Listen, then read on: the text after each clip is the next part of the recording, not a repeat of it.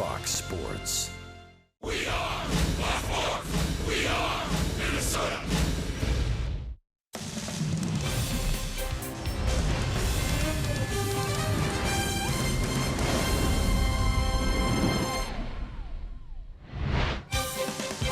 While the Twins have struggled on the road, they'd like to finish with a winning record in their final road trip. And tonight from Kauffman Stadium, Game 2 of 4 between the Twins and the Kansas City Royals.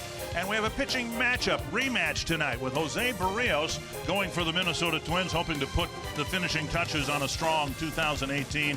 And once again, he'll be matched up against fellow Puerto Rican Jorge Lopez, who came within an eyelash of pitching a perfect game against the Twins last Saturday at Target Field.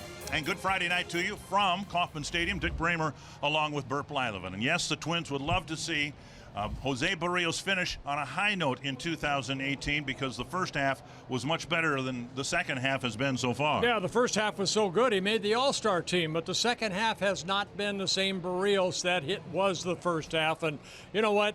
He trusts his fastball. You can see the high percentage of fastballs, the four-seam, two-seam. The curveball at times is flattened out a little bit on the second half. The biggest thing for Barrios, I think, over the first 16 to 13 outings have been the lack of walks. He's walked too many. First 16, he did a very good job. Over the last 13, too many walks. An encouraging start his last time out. He's got, counting tonight, 3 more starts, we would think, in 2018. And, Marnie, I think everybody would like to see the right-hander finish on a high note. Yeah, especially his pitching coach, Garvin Alston, who told me today that he and Barrios have just been working on cleaning up some of the basics, just tweaking some of the simple mechanics for Barrios, because Alston really wants Barrios to finish not only strong, but also healthy and with a lot of confidence. And when you look at some of the numbers from his last 13, the ERA is up about a run and a half, and just what Burt talked about, the walks way up compared to the first 16 games, and then strikeouts are down.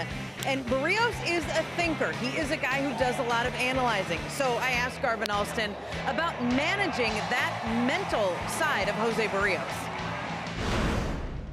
Just talking to him and getting him to stop thinking about being the perfect pitcher and just being a good pitcher, I think that's going to be the consistency. Then he can continue to do the same things over and over and over again. And that's not necessarily a bad thing, is it, to want to be a perfect pitcher? It's a good goal. It's a very good goal, but it can also get in the way of what you're trying to do. If you miss a spot, if you miss a pitch and you give up a hit or a home run, then all of a sudden your mind gets spinning. So I'm trying to pull him back a little bit so he can just relax and go out there and be the best form of himself.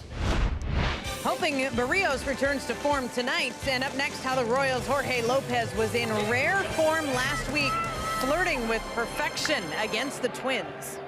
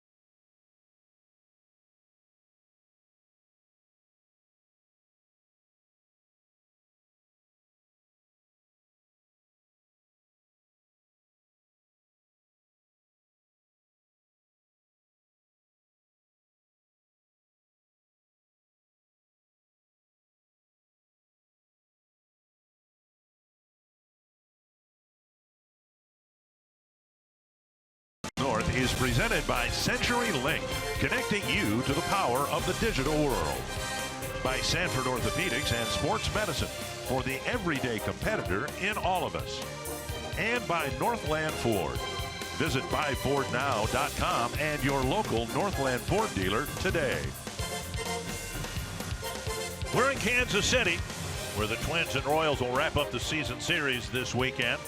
In the modern era of baseball, which began in 1900, there have been only 21 perfect games. The Twins have been victimized twice by Catfish Hunter and by David Wells. And last Saturday, Jorge Lopez almost threw the third perfect game against the Twins. Yeah, I think anybody where you're playing catch in the backyard or with your pops or brother, you always think, I'm going to pitch a perfect game one day in the big leagues. And Jorge Lopez came very, very close. He walked Kepler in the top of the ninth inning, in the bottom of the ninth, and then Grossman got that base hit up the middle. So, yeah, it came so close. So we'll have a rematch tonight, Lopez and Barrios, and the Twins are hoping that Jake Cave could do what he did last night, get him on the board early with a home run. We'll have more from Marty Kellner in a moment.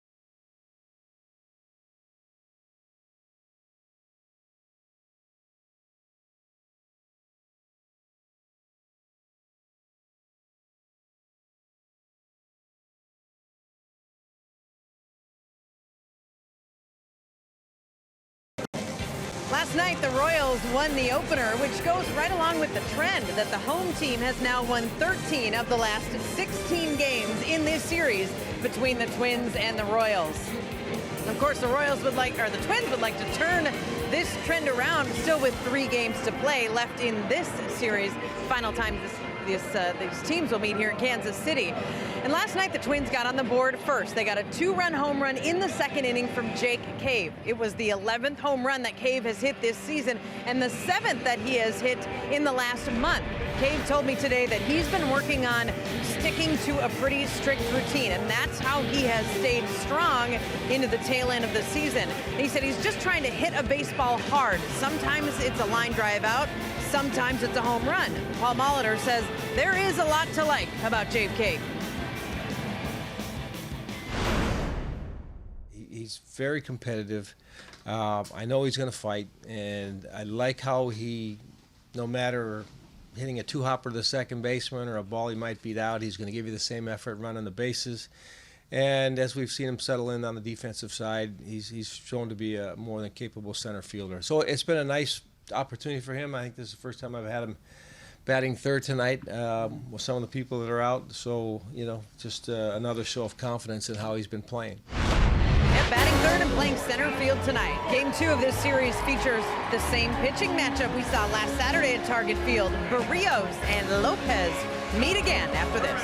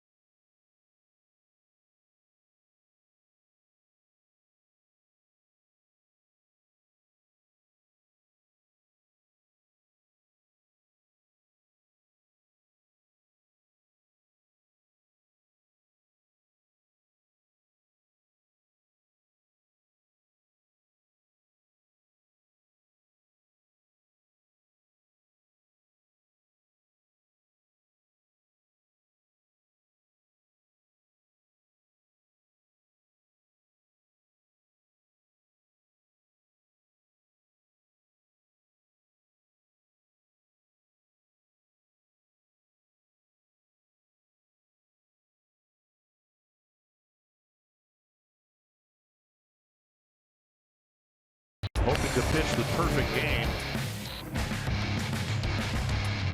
And strike 3. And Jorge Lopez is perfect through 8 innings. Ball 4. Lopez still has his no-hitter intact. And Grossman gets the hit. Lopez almost caught it, but a little too late. And it was quite a night at Target Field, and we have a rematch here at Kauffman Stadium. Barney Gellner, Burt Blylev, and Dick Bramer here. It's a beautiful late summer evening at this beautiful ballpark. And a footnote about the start last Saturday. And I found this hard to believe, but it has to be true because I read it on the internet. Well, okay, it's true then. It was the first time last Saturday that 2 Puerto Rican natives were starting pitchers against one another. In 8 years, more than 8 years. July 21st, 2010, Joel Pinheiro of the Angels pitched against Javier Vasquez of the Yankees. And so, a little incident there, yeah. Fire. I had nothing to do with it. Anyway, it was the first time in more than 8 years that 2 Puerto Rican natives were pitching opponents as starting pitchers. And now, 6 days later, here we have it again. And the Twins are hoping to have better success against Lopez than they had last Saturday and hope to play a cleaner ball game than they did last night when they lost the opener of a 4-game series. Joe Mauer wasn't in the lineup, and he's back in the lineup tonight for the Twins. Paul Molitor, marginally a winning record against the American League Central this year. And the Menards batting order for the Twins has Joe Mauer in the leadoff spot. Then Jorge Polanco, Jake Cave, Robbie Grossman, Max Kepler, Williams Astudillo, A-Ray Adrianza, Tyler Austin, and Gregorio Petit. I think what made Lopez's outing so important, not only to the Royals, but for him, is he's trying to get a starting rotation or in the rotation for next year. This is only his 6th start for the Royals in our starting staff pitchers, or excuse me, starting pitcher stats brought to you by Home Furniture. Some of those numbers with the Milwaukee Brewers when he was as a reliever with the Brewers. He made a couple starts a couple years ago for the Brewers, and he himself has said, I want to be a starter, and he has that opportunity here in Kansas City. The Royals out in the field have Alex Gordon in left. Brian Goodwin is in center field, and Jorge Bonifacio is the right fielder. Hunter Dozier at third base. He was at first base yesterday. Mondesi and Merrifield up the middle. Ryan O'Hearn getting the start at first base. And Salvador Perez back behind the plate. He proved last night he could do just as much damage against the Twins as a designated hitter as he can as a catcher. Gary Cederstrom laughing. Been a rock back there, Perez has. Gary Cederstrom with his back to the camera sharing a laugh with Salvador Perez, and Joe Mauer joining in the frivolity. Ben May, Corey Blazer, and Stu Sherwater are on the bases. Well, Lopez, he came over from the Milwaukee Brewers when the Kansas City Royals traded Mike Moustakas to the Brewers. So getting that opportunity to start some ball games. Outfielder Brett Phillips also in on the deal. I have a prediction to make. The no-hitter in the perfect game, maybe even the shutout, will be broken in the first inning. And Mauer takes ball one.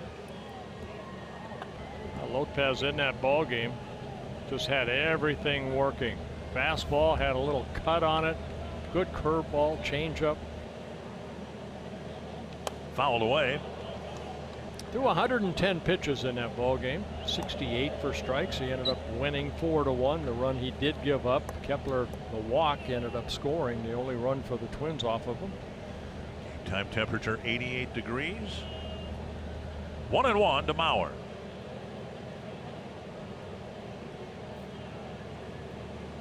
On the ground. Three hopper to Merrifield. One away. Paul Molitor, in talking about Lopez's perfect game bid last Saturday, said what impressed him the most is he incorporated more of his arsenal, if you will, as the innings wore along. In other words, relied mainly on his fastball first time through the order and then mixed in his other pitches. And lo and behold, he had command of those pitches as well. Boy, it almost sounds like he pitched. Yes. Rather than threw. One down. Here's Polanco. It's just 24 and 48 on the road this year. There's strike one to Polanco. There's a fastball right there at 95. Now, Lopez only 25 years old. 8 seasons in the minor leagues for the Brewers. This is where he got most of his time in. A little bit of starting for the Brewers and also put into the bullpen. Most of his summer in Colorado Springs, Milwaukee's AAA team.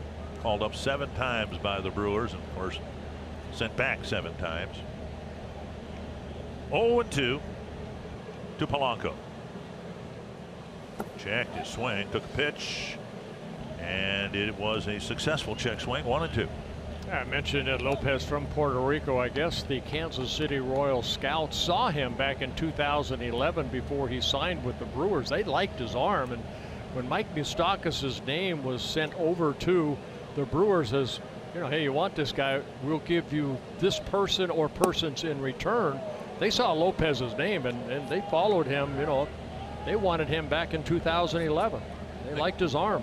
They got an updated scouting report from Ned Yost IV, the Kansas City manager's son, who is a coach with the Colorado Springs Sky Sox. Tap to the right side. Merrifield again. 2 down. A couple curveballs gets out right there. Joe Mauer got a breaking ball, hit that ground ball, and Polanco also gets the breaking ball. 2 ground ball outs, and now Jake Cave. You can see the 2-seam fastball, the 4-seamer, the good curveball that's gotten a couple outs already. That 4-seamer has a little sail on it. Some of the hitters were talking about the movement of his fastball, and then the changeup and the slider.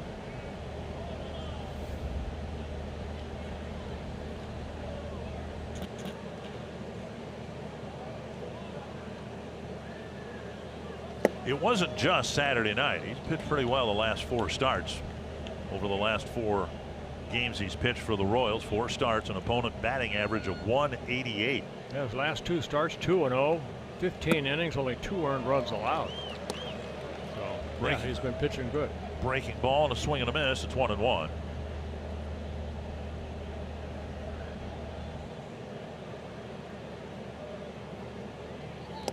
One and two. Breaking ball in the dirt. There'll be a new baseball put in play. Cave's seeing more and more of those breaking balls down in the dirt.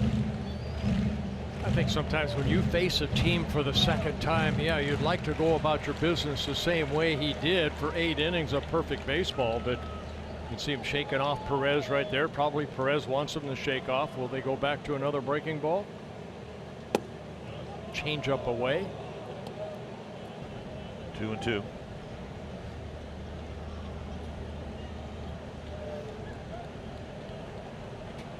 Perez will suggest a pitch, and Lopez will agree to the breaking ball. Back to the mound. And I was wrong again. No way. Lopez has a perfect game through 1. Is that a first?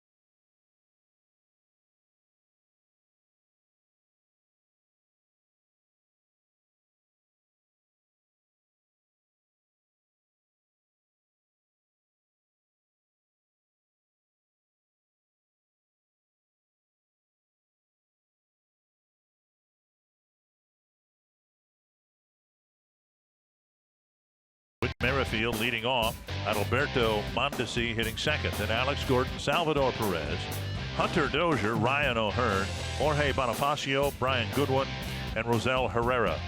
And tonight's starting pitcher stats are brought to you by Home Furniture, and that'll be Jose Barrios making his 30th start of the year, looking for his 12th win. We kind of showed you the numbers in the pregame. Yeah, it's been a struggle as of late, but he's coming off a very good outing in his last start against the Royals. Only 1 run allowed in the 6 innings he pitched. 95 pitches thrown. There was an uptick in velocity, but he was pitching on 6 days rest. Now tonight he will pitch on 5 days rest. 1 strike to Whit Merrifield. On the ground, weakly hit. Polanco over to Mauer, 1 away. A good fastball right there by Barrios in on Merrifield. Kind of jammed him right there. Take a look at the Twins in the field. Robbie Grossman getting another start in left field. Jake Caves in center. Max Kepler is in right. A-Ray Adrianza at third. Polanco Petit up the middle. Forsythe getting the night off. Joe Mauer at first base, and Williams Astudillo behind the plate. 1 down here is Mondesi.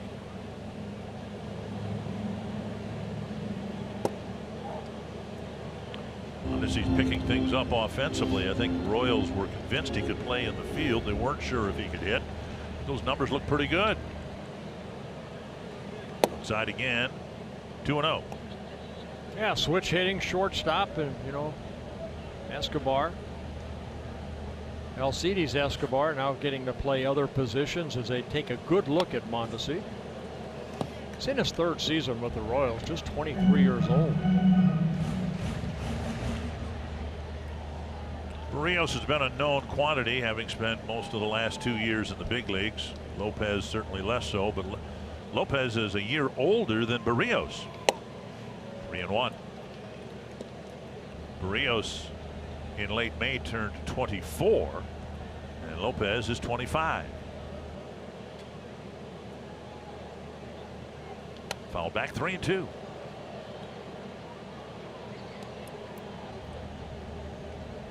Now Barrios making his 4th start this season against the Royals. His other 3 previous starts in Minnesota, making his first start here at Kauffman Stadium. He'd like to pick up a win here. He has not won a ball game here in 4 career starts in Kansas City. There's a walk, putting Mondesi aboard with 1 down. Twins will have Barrios, and then on Sunday Kyle Gibson going. Their 2 top starting pitchers on the year. And the fact that Barrios hasn't pitched here yet this year might explain why the Twins don't have a real good record here. He's been one of their better starting pitchers, obviously. The Twins have had a tough time winning here in Kansas City this year. Alex Gordon, the batter. Yeah, but for some reason in 4 previous starts here at Kauffman Stadium, 20 2/3 innings allowed 14 runs. Stadil's throw not in time, and on the very first pitch, Mondesi swipes second base. I got a great jump right there. Royals like to run, especially the top of the lineup. Merrifield leading the American League in stolen bases, and for Mondesi, that's his 23rd stolen base in 28 attempts. This is just his 60th game played.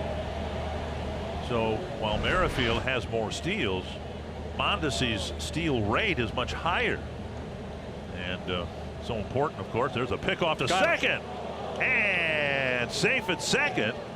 And I'm not sure whether Polanco was able to hang on to the ball. Well, it was a perfect throw, but you kind of want a chest high. Polanco had to go down and get that ball and kind of slid into second base.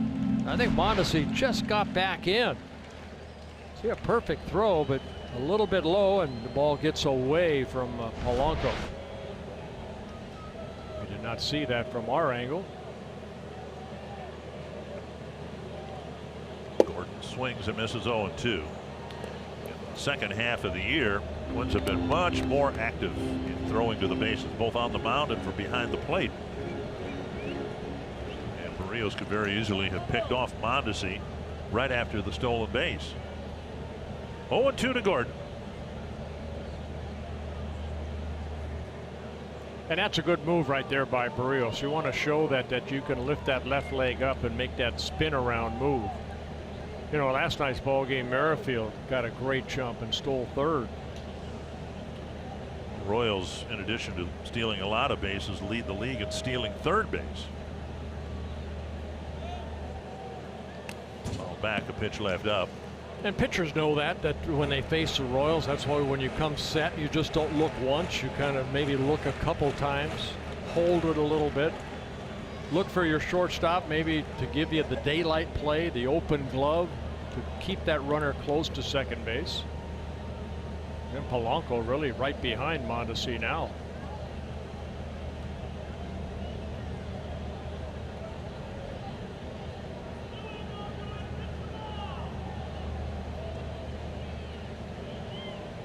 Issued way too many walks last night, and now a first inning walk has the Royals threatening to score in the bottom of the first. Fly ball, short left, and Grossman loves it. That's out number 2. Well, there's a base open. That's probably a good good thing with Sal Perez coming to the plate. Tonight's AARP take on Salvador Perez in his career against Minnesota. Twins fans can only hope that he's close to retirement. Well, we made a lot of mistakes to him, especially outer half of the plate about belt high. So let's see if the book right here is try to pitch him hard in. Now you can't just stay in there. You have to go both sides of the plate, but you have to show Perez that you will come inside on him. Of course, Perez was the catcher who caught Barrios' inning in the All-Star game. Strike one with a fastball. You remember that Barrios was all over the place with his breaking ball in the All-Star game, and Perez came out and said, hey, how come when you pitch against me, your curves are always right around the plate, and the numbers back that up. Perez is just 4 for 21 against Barrios. It's a 190 batting average. Did you read that, or did you figure that out on your own? Just myself. Flared into right center field, and that'll drop for a hit. Around third, Mondesi scores, and even though he didn't hit it well, Perez shaking his right hand, he's got an RBI single. Well, again, a pitch away. After getting fastball away, I thought maybe they'd come hard in a couple times, show them that, get them off that plate. His breaking ball stayed up a little bit, but Perez hit it right off the end of the bat, softly into right center.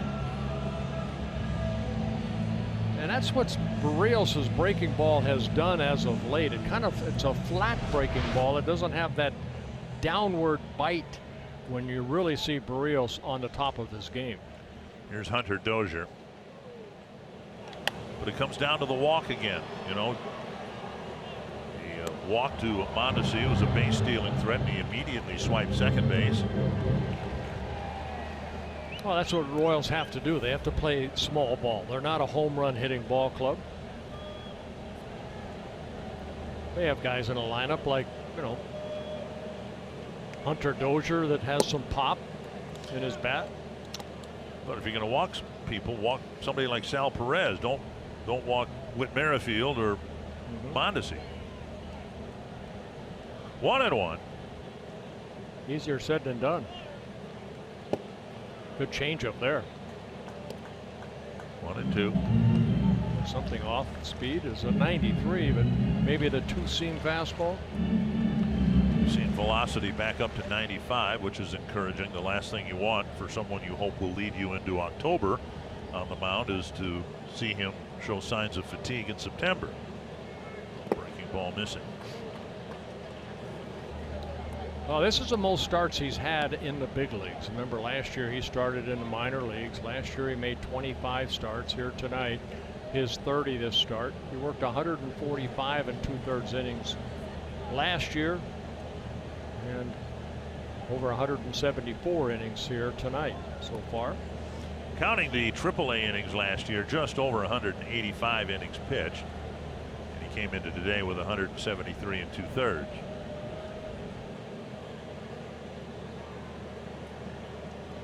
And swing and a miss to end the inning. A one-out walk leads to a Kansas City run, and it's 1-0.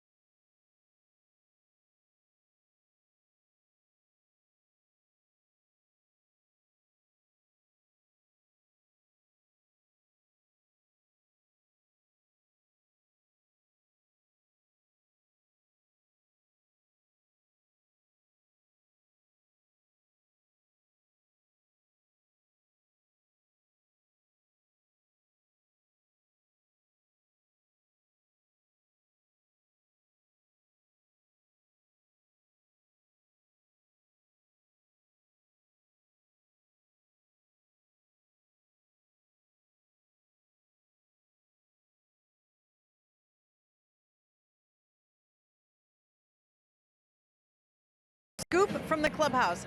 Jake Cave talked about his home run last night, saying he was really just trying to advance Robbie Grossman on the base paths, trying to hit something hard to right field. It turned out he got a pitch that he could hit really hard for a home run, which was his 11th of the season. Mitch Garver hit in the cage today, which is another step forward as the Twins stay cautious with him, but Paul Molitor said Garver should be back sooner rather than later. And on facing Jorge Lopez tonight, Dick, you talked about this, how he did not have to reveal all of his pitches until he had to later in the game. And Paul Molitor thought that since a lot of his hitters hadn't seen those pitches until late, that they could use that to their advantage, study that, watch that on film, get a better idea of what to expect from Lopez tonight. We'll see if that in fact plays out as the Twins hope. Grossman taps it up the line. So far all they have are 4 weak ground balls against Lopez. Well, I think what we have seen, if I did not there for the game other than watching it on TV, if he went all fastballs, now it looks like he's throwing more breaking balls to the first 4 hitters. Yeah, 4 ground ball outs, as you mentioned. And now Max Kepler, who drew the walk in the 9th inning that broke up the perfect game.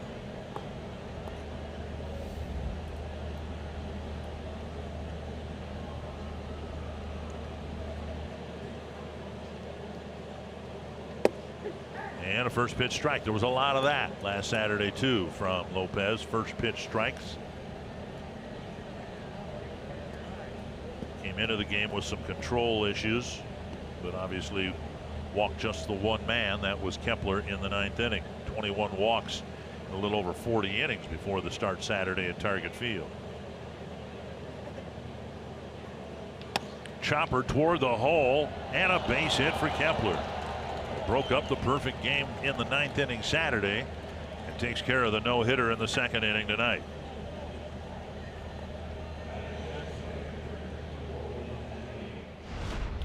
DQ combination, and the Royals in the midst or towards the end of a very disappointing season are starting to see some light at the end of the tunnel. Well, they got some young kids in that starting rotation, and they're starting to show that, hey, I want a spot in that rotation next year. Last 15 ball games, 8-2 as a starting staff. Very good numbers. Here's Williams Astudillo. Up and in, ball 1.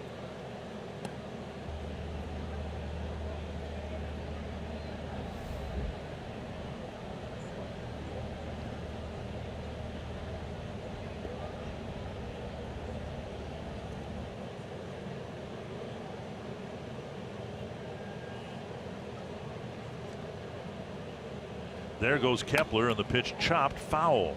The Twins sending the runner on a hit and run attempt. In one sense, I guess Astudillo would be the perfect guy. He doesn't swing and miss much. And the ball's usually put in play on the second pitch anyway. Doesn't strike out much. He doesn't walk much. He's up there swinging the bat. Astudillo, I think, generously listed at 5'9". And Sal Perez in his crouch is almost as tall as Astudillo is standing up.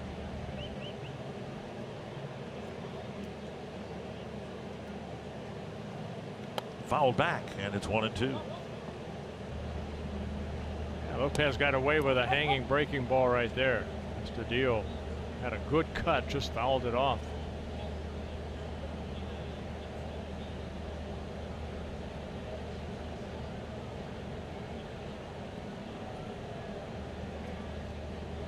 Astudillo out of Venezuela, 26 years old. Popped up short right field. Merrifield out, coming in as Bonifacio. He makes the catch for out number 2. And that'll bring up A-Ray Adrianza. 0 for 2 against Lopez on Saturday night, but other than that, he's hit the Royals pitching pretty well. Yeah, he's got the opportunity to play and show that, you know, maybe next year they're looking at him as a utility type player, as he has been this year, putting together a pretty solid year, especially as a right-handed hitter, hitting .271 here, hitting .238, but all the 6 home runs coming from this side of the plate. And Kepler chased back to the bag. Adrianza last year got 162 at bats, and he'll finish with about twice that many this year. With the fluidity of the infield, Sano's been out of the lineup. Polanco was gone the first half of the year. Well, he's a good guy to have. You know, I mean, you can play so many different positions. See him at first. You can play all the infield positions, play the outfield. Last year, he had 265 with a couple of home runs, 24 runs batted in those 162 at bats. And he stole 8 bases in 9 attempts last year. So far this year, 4 stolen bases in 5 attempts. So good base stealer potential if he can get on. Grounded to O'Hearn, goes to the bag. And the Twins get a base hit from Kepler. The trail 1-0.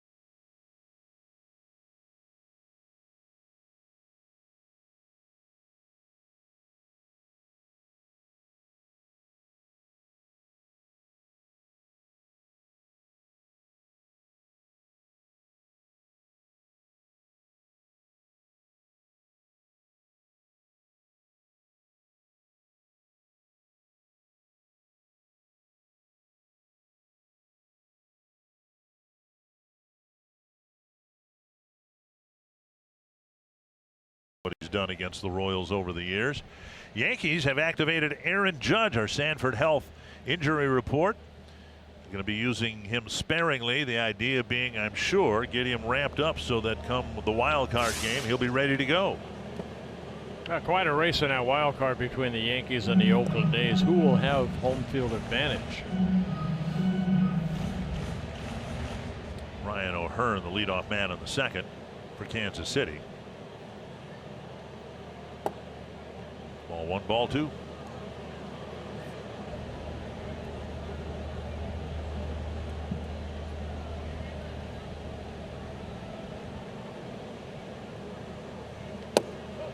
Now outside again, 3-0.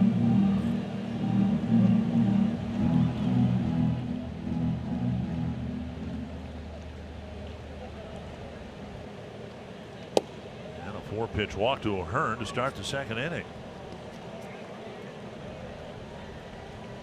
Let's take a look at the Pizza Ranch for the Twins win here tonight. What needs to happen? Well, quality start from Barrios. That would be nice. He has 15 of them in his first 29 starts. Kyle Gibson has one more than he has. Barrios issuing his second walk, 53rd on the year, second tonight. And here is Jorge Bonifacio. Fastball down the middle of strike.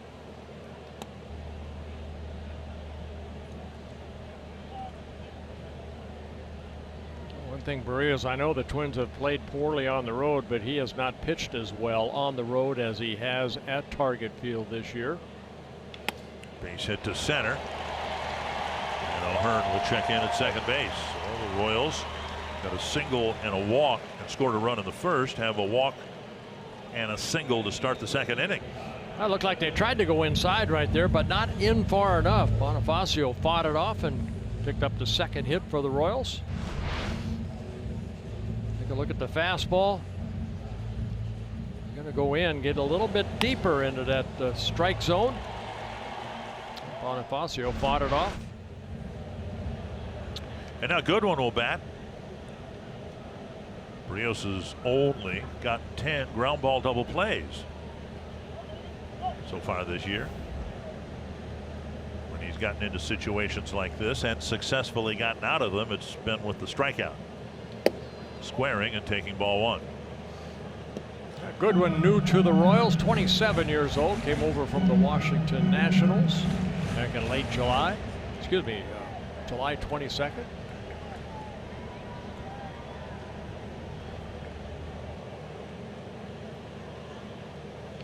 There's a bunt. Astudillo fires to third. They get the force play. A good play, and Astudillo ends up flat on his stomach. They took a header right there. But a nice play by Astudillo.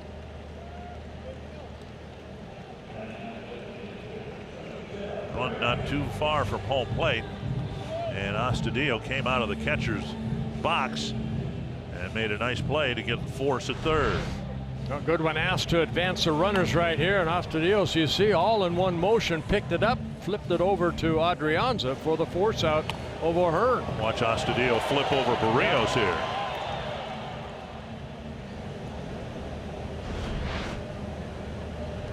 That could have been bad. Looks like Astudillo is okay. One down, runners at first and second.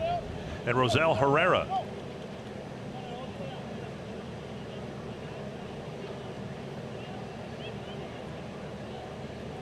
Fouled away, one strike.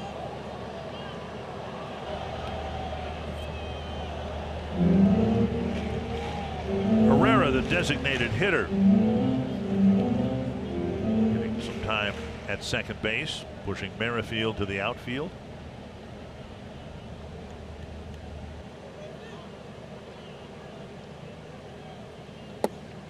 Check swing, and the pitch taken just off the plate for a ball.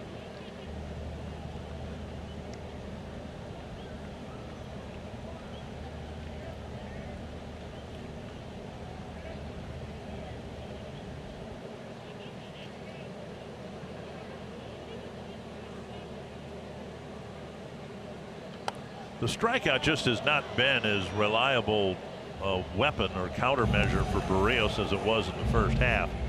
Only once since the All-Star break has he struck out more than 6.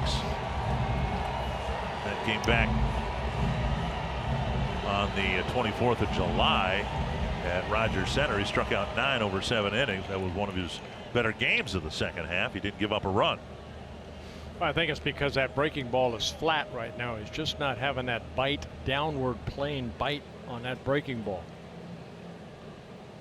And a fastball sailing away. 2-2.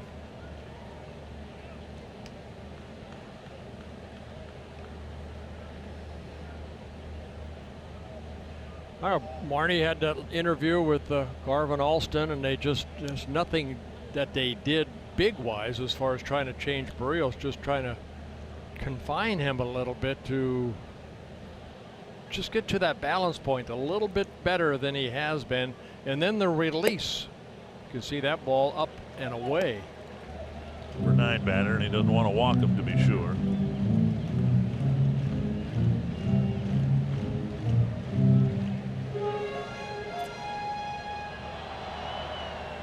Very warm night here. See the jersey of Barrios, pretty well soaked. Full count to Herrera. And he took ball 4. First time through the order, 2 hits, 3 walks. And they're loaded up with 1 down for Whit Merrifield. 8 walks in last night's ball game. Gonzalez had 5 of those 8. Garvin Alston out to talk to Barrios.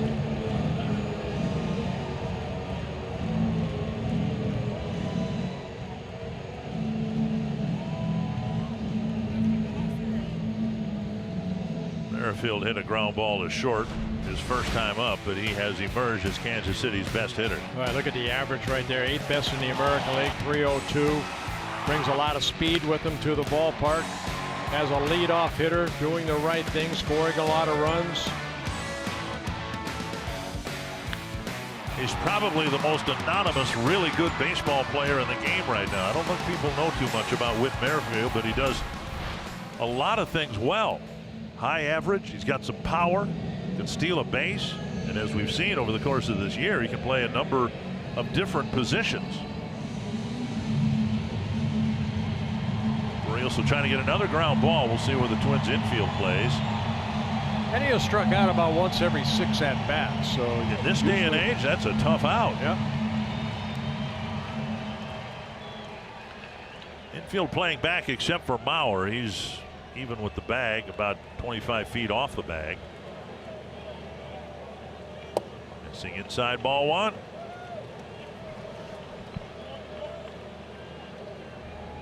.34 pitches, just 18 strikes.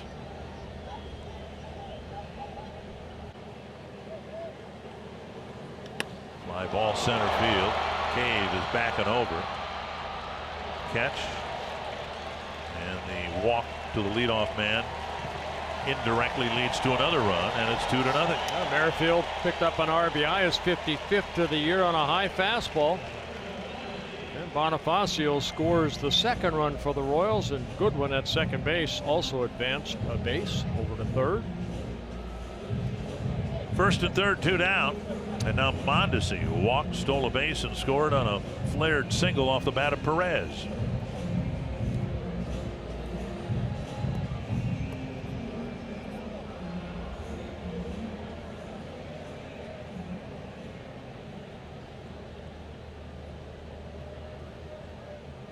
Get this out right here, do a good job at damage control. Stay away from the multi-run innings allowed. Of course, Merrifield, or Herrera, I should say, fleet of foot, candidate to steal a base.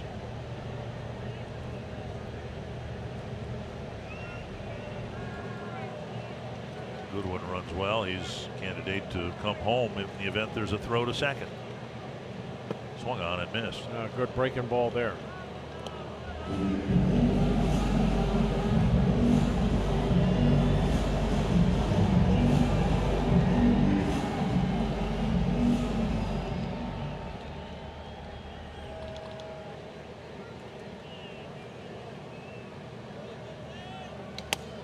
Softly hit to second. And the play is made by Petit. The inning ends, but more control difficulty for Barrios and another Kansas City run.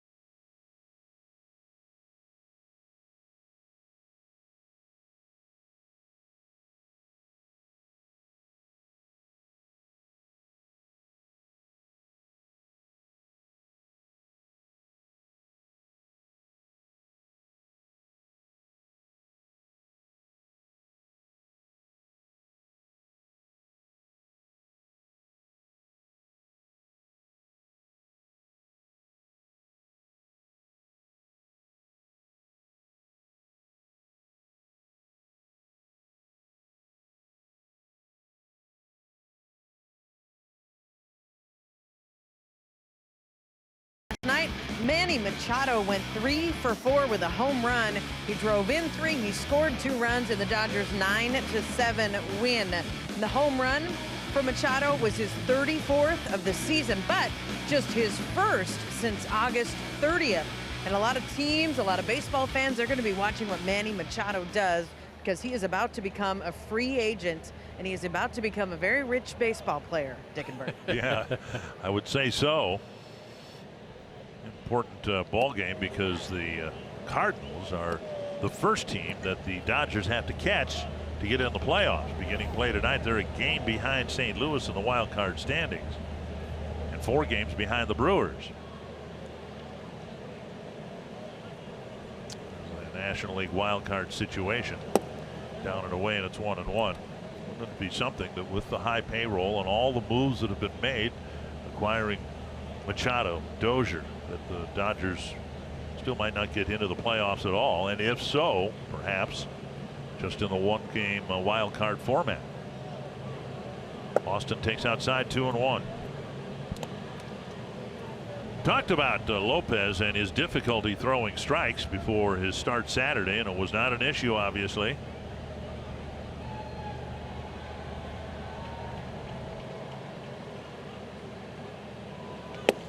It's a strike, and it is 2-2.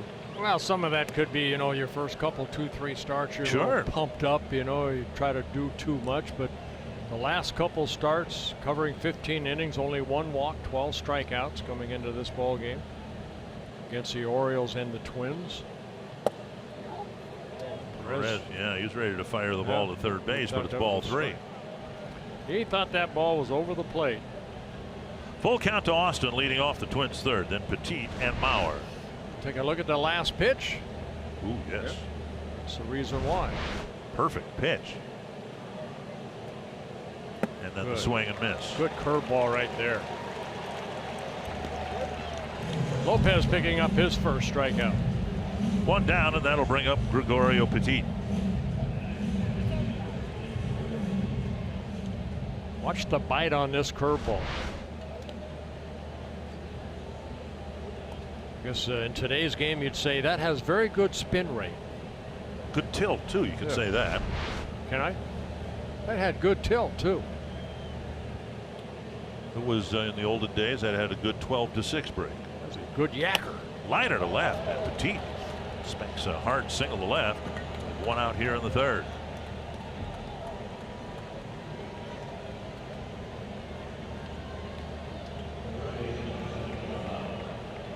And Joe Mauer will hit. Mauer tapped out to second his first time up.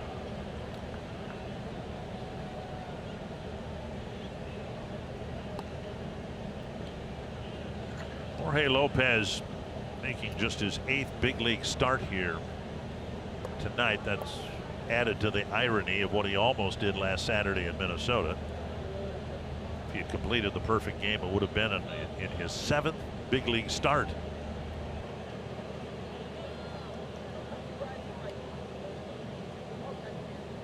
Last night the Twins were done in by Heath Fillmyer, who was pitched much better at home than on the road. And for Lopez, it's been just the opposite. He's pitched much better on the road than at home. He's got a 2-0 lead early on here tonight.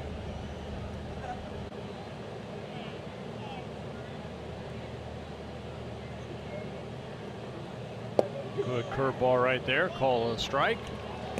0-2.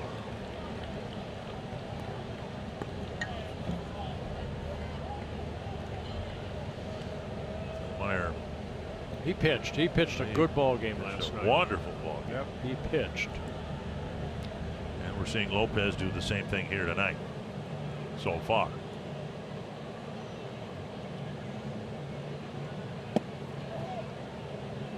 Perez with a bluff toward first.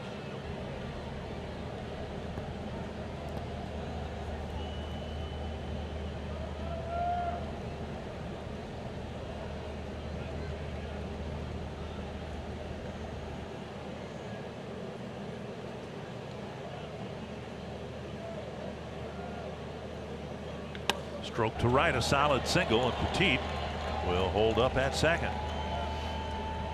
Twins with a couple of hits after the first out here in the third inning. Zubaz Palooza back on Friday, September 28th. The special ticket package includes a game ticket and your very own limited edition Minnesota Twins Zubaz pants. Take advantage of this special offer, available exclusively by logging on to twinsbaseball.com/Zubaz. Boy, that base hit right there by Joe Mauer, it just shows how a guy over 2,000 hits. It's such a beautiful swing. Looked like Lopez let that breaking ball up a little bit, and Joe put a great swing on that.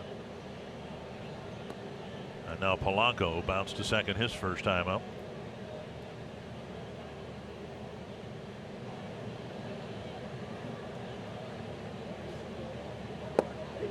On the outside corner, another first pitch strike. Yeah, and a breaking ball right there.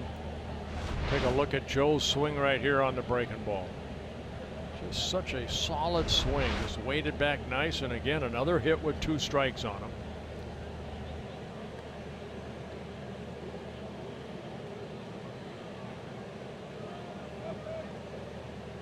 Polanco down the left field line. Alex Gordon running after it, and a diving catch near the line. Alex Gordon has always had great range out there in left, and he's still got it. 2 down. Gold Glove winner out there, Alex Gordon. A little chip shot off the end of the bat, and it nearly fell. Well, one thing Gordon does, maybe his average is low. He comes to the ballpark and plays hard night after night. Great running catch, good concentration, diving for that ball. Lopez saying thank you very much. Gordon made an even better catch late in the perfect game bid last Saturday. Jake Cave hit a comebacker to the mound his first time up.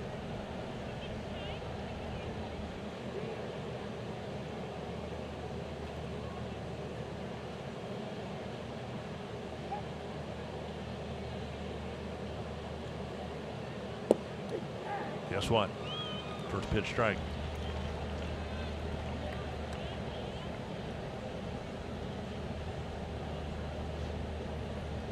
Eight of 12 first pitch strikes, and that's what we saw Phil Meyer do such a good job last night.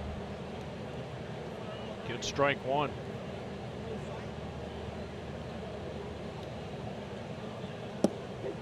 And now strike 2. We got to the ballpark yesterday. We got the Kansas City lineup when we saw Salvador Perez was the designated hitter. Kind of figured out why.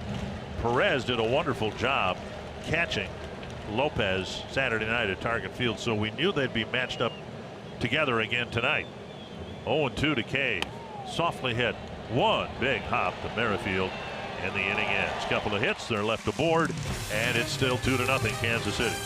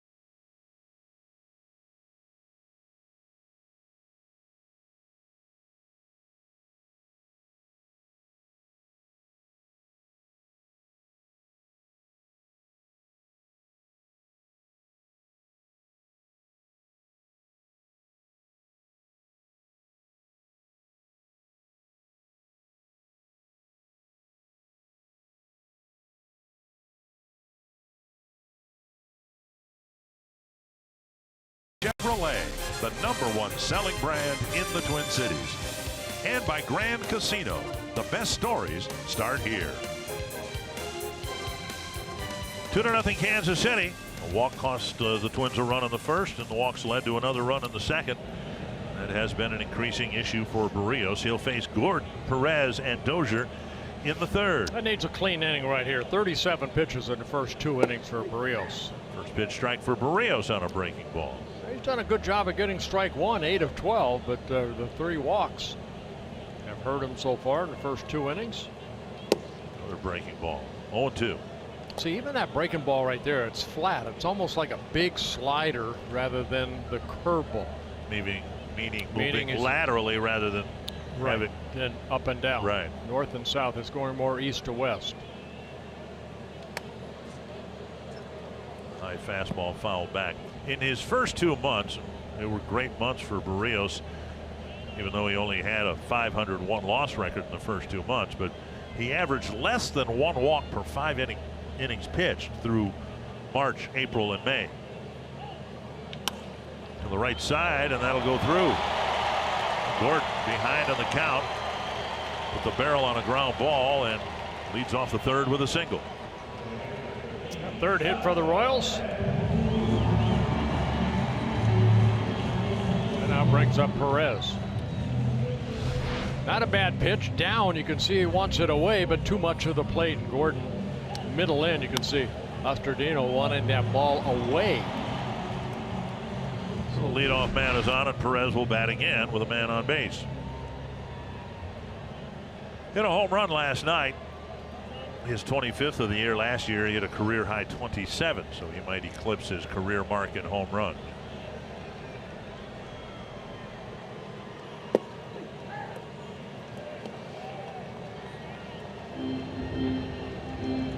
One strike.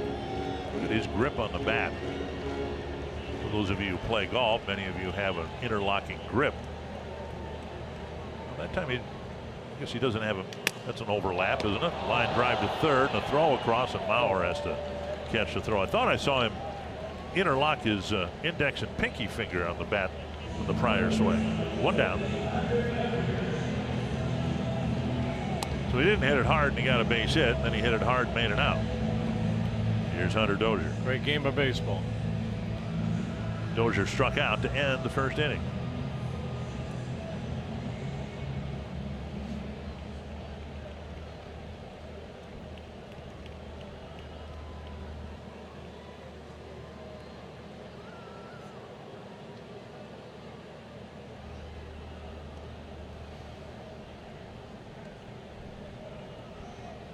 Gordon 12 stolen bases in 14 attempts.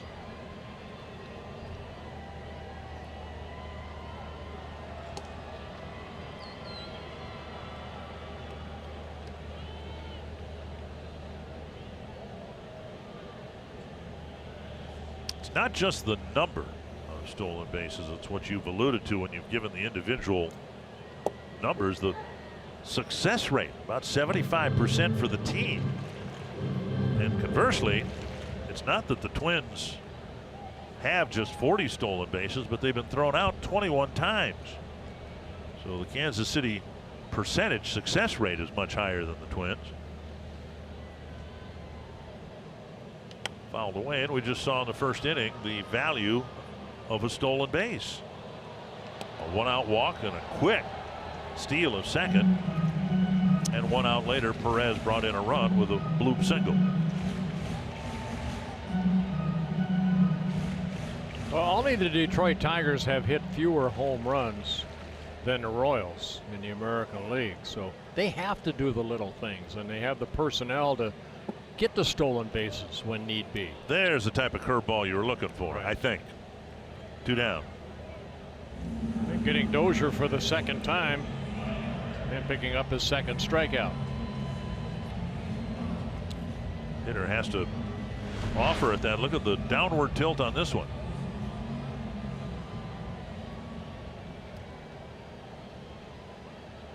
Two down. I'm watching him. I think he's still underneath that breaking ball a little bit, and a lot of it has to do with that big knuckle on your right hand, being a right-handed pitcher.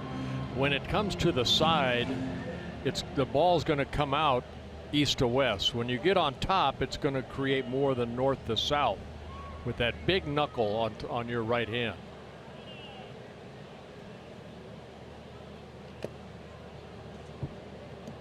A foul.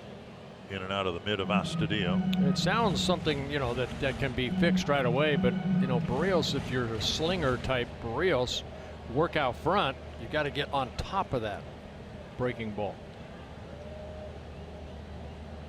ahead of this batter as well, 0-2. I think he's gotten ahead of everyone but Perez, 0-2 this inning. And it's only because Perez put the second pitch he saw in play. Gordon was behind 0-2 before getting his single. 2 strikes.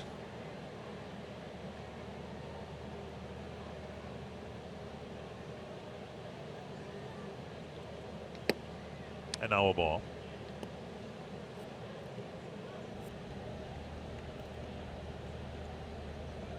Yeah, this will be pitch number 50 for Barrios. 19 in the first, 18 last inning.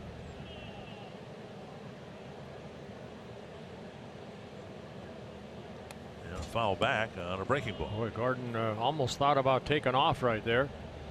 I think he stopped right away. Mm-hmm.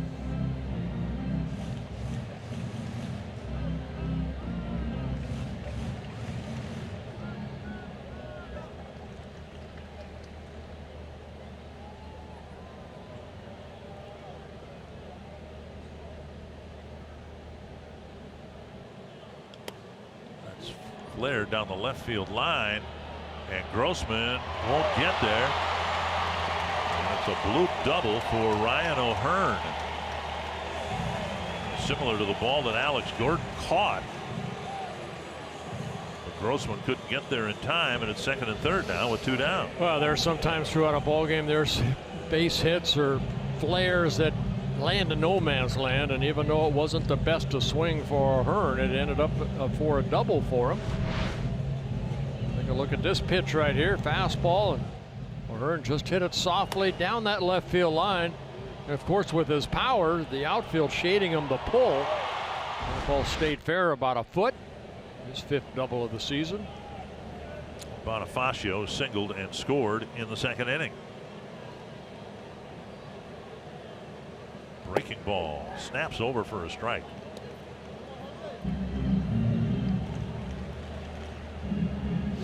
Big out right here. Twins down 2-0. Don't want to give up any more runs.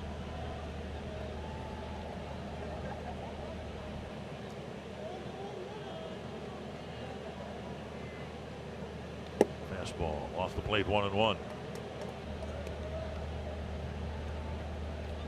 In the midst of all these substandard, by his standards, substandard starts, Barrios has had to deal with some things that are beyond his control. He was out there pitching with a virus in one game. Had a pronounced lack of velocity in that game, to the point where in the first inning they came out and asked whether he was okay to continue. 2-1. And the start before that, he had a rain delay that he had to pitch around, was only able to complete 5 innings. That against the Chicago White Sox in Chicago. 2-1 to Bonifacio. Breaking ball over the inside corner.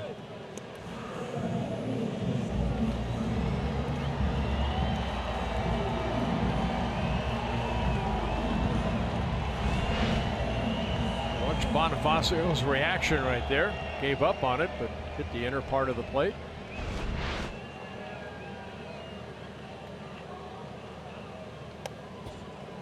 Seen a lot of those with the fastball too in the second half. He used to get a lot of swings and misses on the fastball, at least from memory, in the first half, but now, even though the velocity has been restored to 94, 95, a lot of foul balls. That a check swing.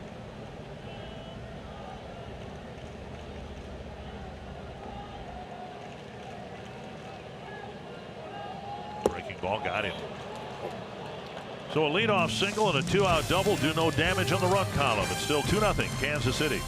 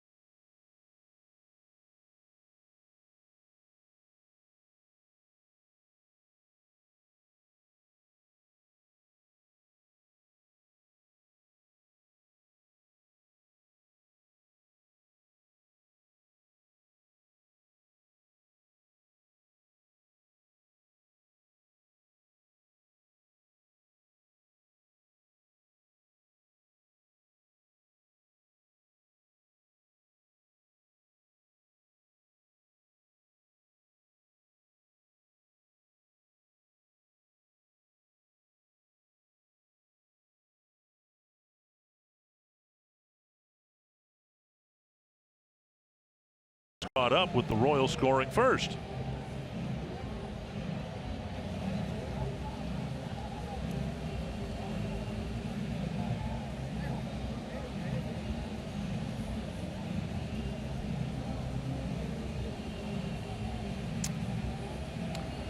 Well, Lopez will do the Xfinity getting us caught up a little bit later on.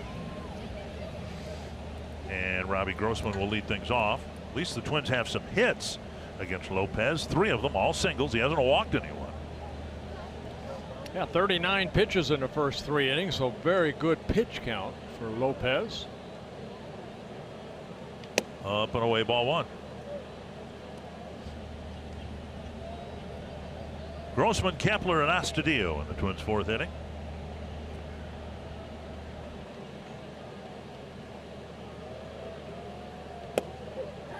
And a strike. On rare occasions when he hasn't thrown a first pitch strike. The second pitch has been in there. 1-1.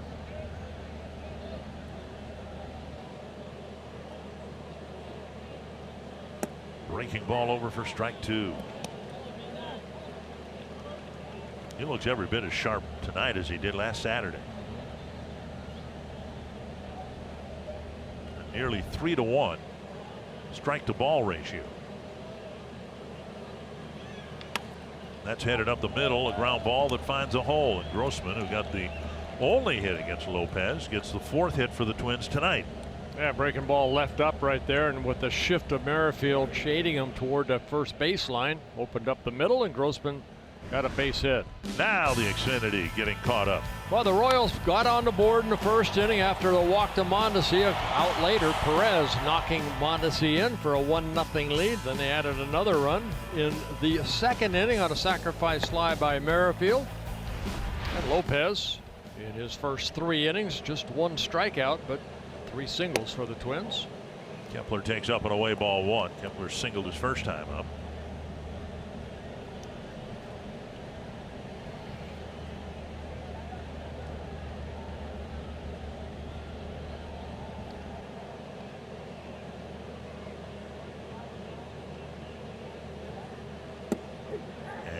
Clips the corner.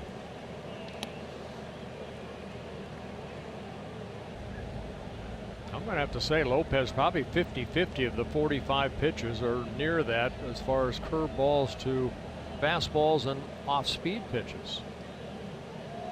Got a good one here tonight. He's left a couple up that allowed base hits. Just missing with the fastball.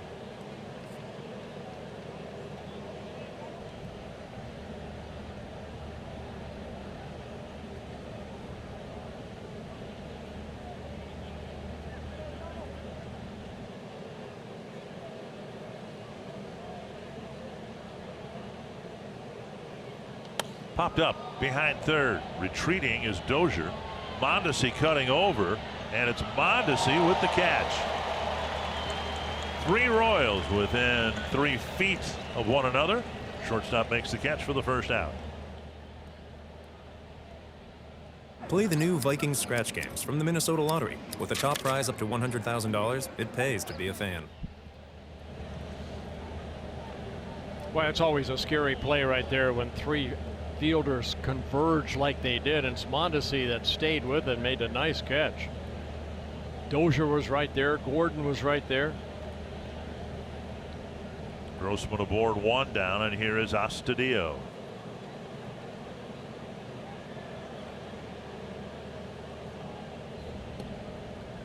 When Astudillo was up after the Kepler single in the second inning, the Twins sent Kepler in a hit and run.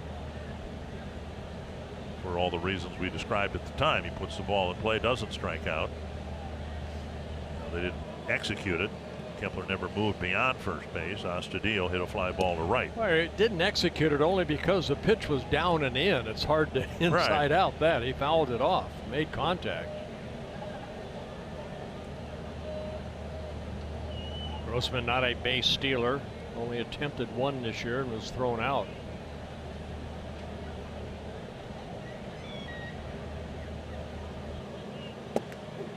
Astudillo, I don't know if I've ever said this before. Took a pitch. He took a strike.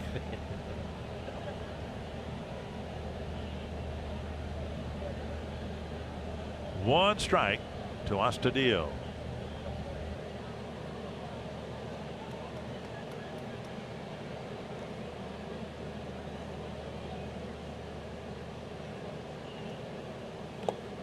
Dug out by Perez.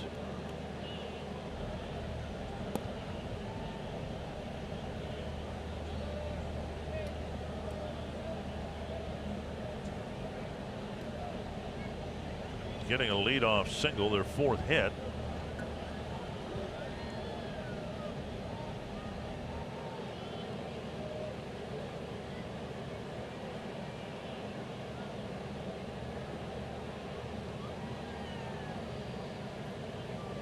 Pulled, foul, wide of 3rd, 1-2. Lopez left that breaking ball in. Astudillo had a good swing, just hit it foul.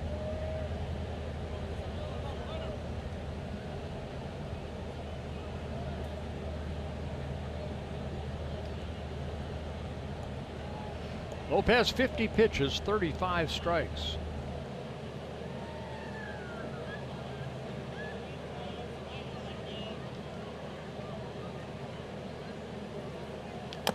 Big chopper. And it'll fall for an infield hit. Never made it out of the infield grass. You pointed it out before.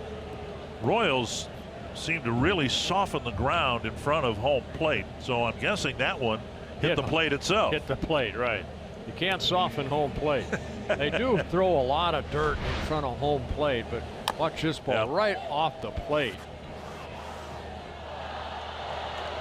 Nothing anybody could do about this. Astudillo picking up a base hit. 5th for the Twins, all singles.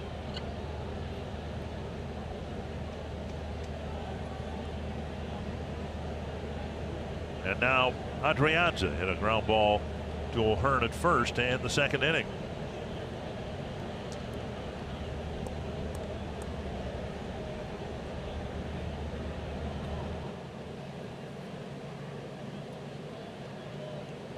Just a 16% hit probability on that. But Astudillo and the Twins will take it. Outside of ball.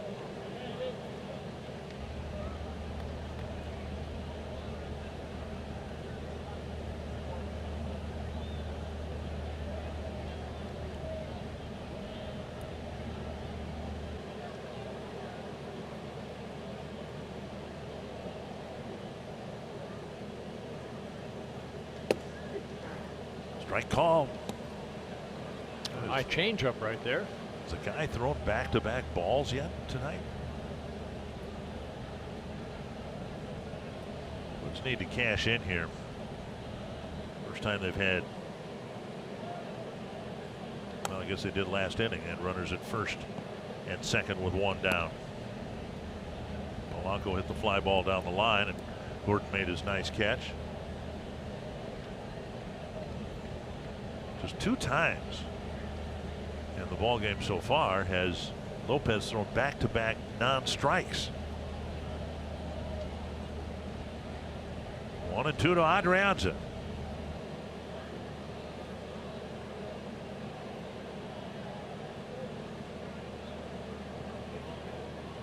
Popped up again. Dozier retreating. Mondesi there too, and again it's Mondesi with the catch. 2 down. Bring up Tyler Austin. Every win is crucial. It's the Dodgers and Cardinals in a big wild card matchup where the Braves look to extend their lead in the National League East. They take on the Nationals. That all happens at 11:30 a.m. Central on Fox, and then at night from Kauffman Stadium here, it'll be the Royals and Twins Game 3 on FS1 and on the Fox Sports app. Here's Tyler Austin, and he's been in a strikeout rut. And he struck out swinging on a breaking ball his first time up tonight. Yeah, the only strikeout Lopez has so far here tonight.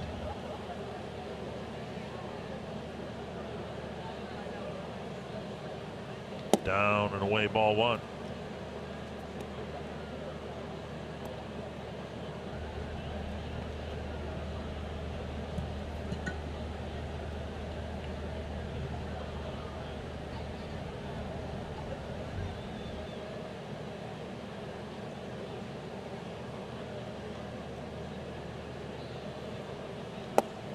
Fastball at the knees.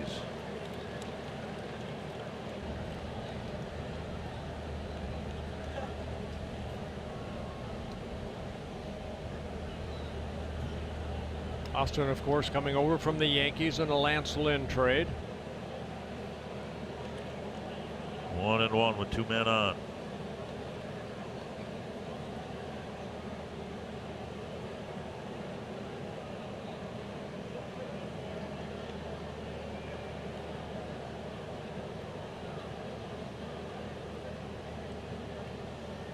Tapper left side. Mondesi charges and gets Austin by a half step. The Twins leave 2 aboard in the 4th. Still 2-0 Kansas City.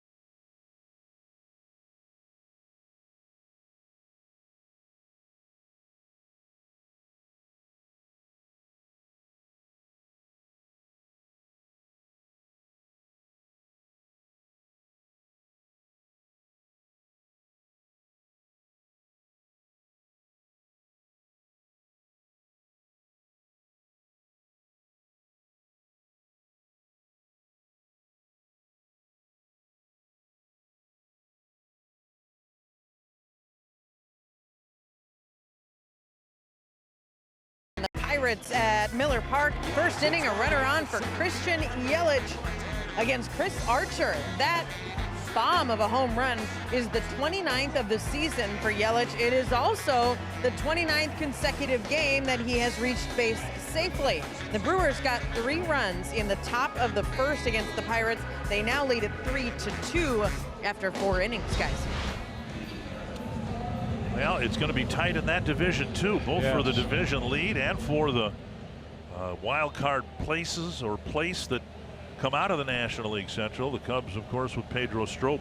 They say now he won't pitch again the regular season and might miss a preliminary round or 2 if there are any for the Cubs because of the hamstring pull he suffered yesterday. Good one leading off the 4th. Taking strike 1. Bad news for the Cubs right there, but you know, in that National League, the Atlanta Braves, I think you know, nobody expected them to be where they're at.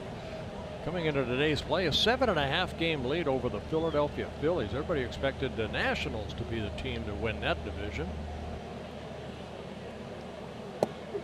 And strike 3. Barrios makes quick work of Goodwin. 1 down. Barrios picking up his 2nd straight strikeout. Strikeout number 4 in the ball game.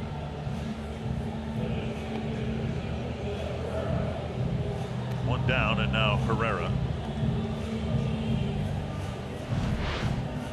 Taking a look at the pitches that struck out. Goodwin took a fastball right there.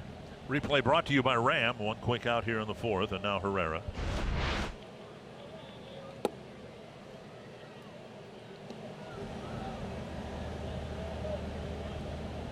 One and 0.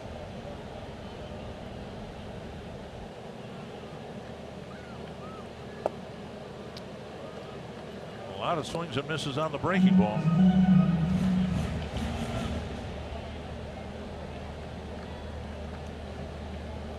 One and 1.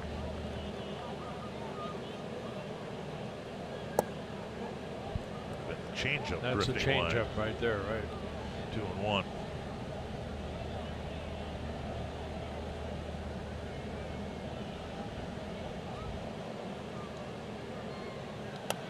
Back 2-2.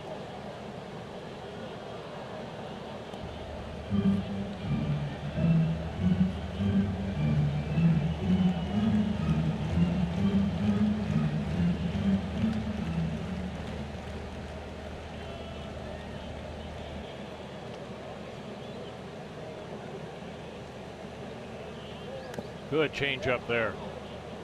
Foul tip. Yep. Caught by Astudillo for a strikeout. And Herrera is lingering at home plate like he thinks his at bat should still be alive. And Herrera finally will head back to the dugout and see what happened here. Good changeup, great location. Twins got away with one there. That ball touched the dirt and came up into Astudillo's glove.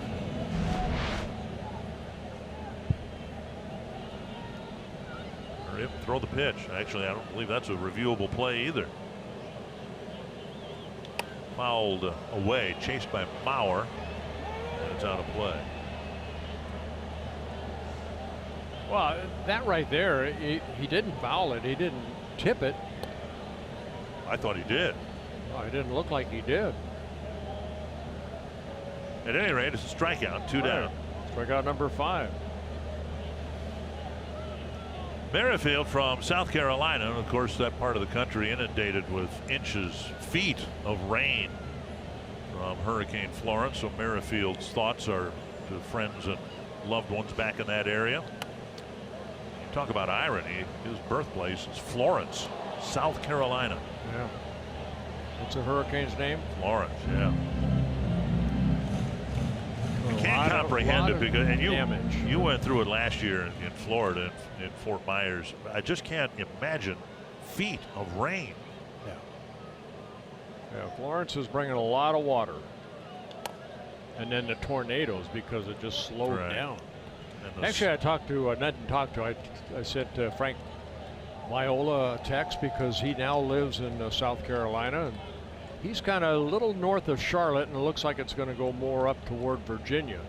And then I got hold of Keith Atherton because Keith Atherton is up in that area. And he said he's okay so far. 2 strikes to Merrifield, and a breaking ball gets another swing and a miss. And Barrios has gotten his last 5 outs on strikeouts.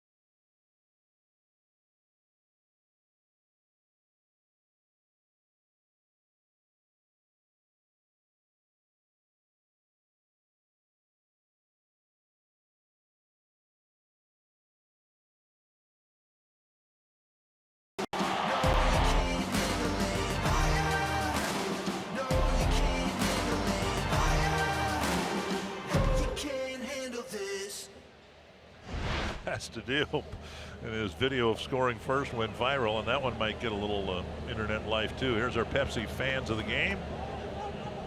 And we expected to see a few more Twins fans here tonight on a Friday night rather than last night, Thursday night. I want to correct myself. I said Frank Viola. He lives in North Carolina, not South Carolina. Okay. Bugs all over the booth here. It's very buggy tonight. Strike 1 to Gregorio Petit, who singled his first time up.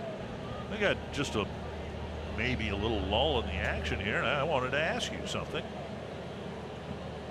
Strike to Petit. Make it easy. Well, For the game today, you were asking me, of all people, all sorts of questions about campaign finance laws and regulations. And of course, I don't know anything about that, but I appreciate that. And I just thought maybe you had an announcement to make tonight. No, as I told you, and don't know why you brought it up actually, that I read an article in the paper about something. Okay. I questioned you, and I didn't know it was going to be You're not broadcast. You're not going to run for public office? No. Oh, okay. All right. Unless you are thinking about it. You want to be my running mate? No, I'll go against you. Swinging bunt and a single up the line for Petit. The Twins are getting some singles against Lopez, but haven't been able to get anything across the plate.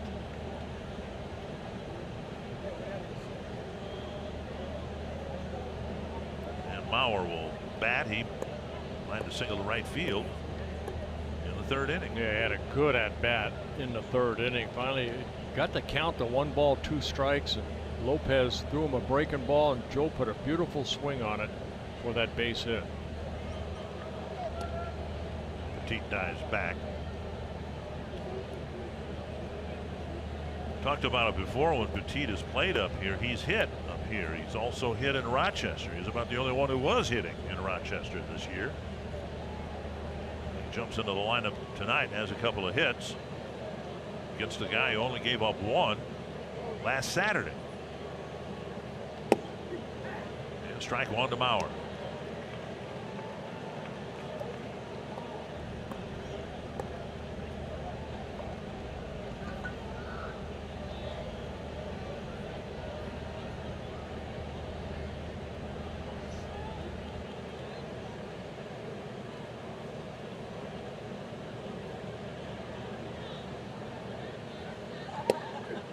Strike 2. So Joe has him right where he wants him. One of the best 2-strike hitters in the game of baseball.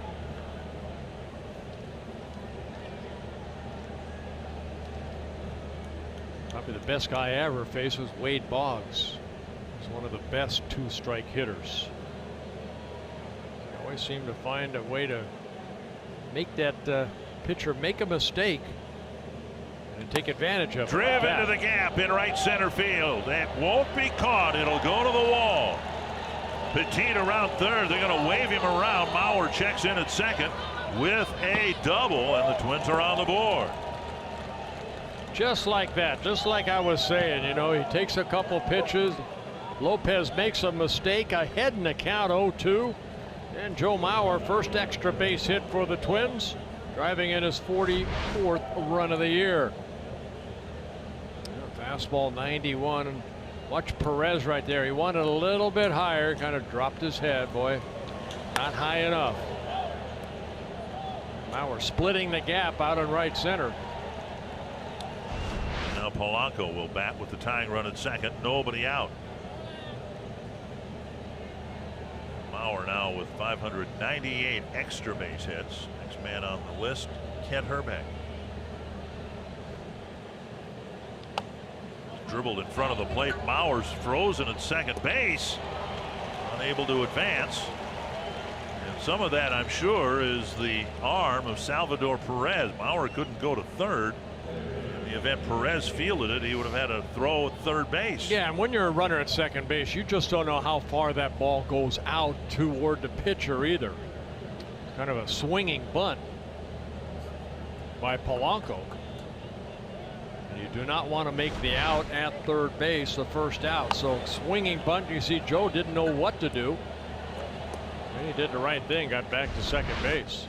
Lopez didn't even look at second because I'm sure Perez was saying first. And now Cave, 2 ground balls so far tonight. He's got to try to get Mauer in to get the game tied up. That might work. A sharp single to center. Mauer is going to be waved around. The throw from Goodwin is to the plate, but not in time, and Cave goes to second base. Gene Glynn with a very late green light at third base, and Mauer's able to score to tie the game. I think he did it because of the way that Goodwin went about his business trying to get that ball. He kind of waited back for that second hop. So Cave hitting this ball sharply, a breaking ball that stayed up. But watch Goodwin out in center field. He came in a little bit tardy, but then waited for that second hop, and that's what Gene Glenn saw.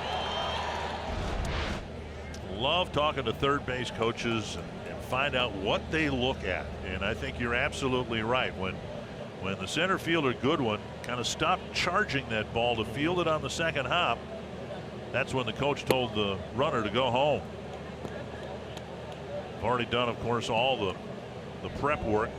They know about Goodwin's arm, the strength of it, the accuracy of it. Well, he did not do the right thing right there. Goodwin did not. A couple things. He did stay back on that second hop, and then he threw that ball, almost airmailed it to home plate, and that allowed Cave to get into scoring position.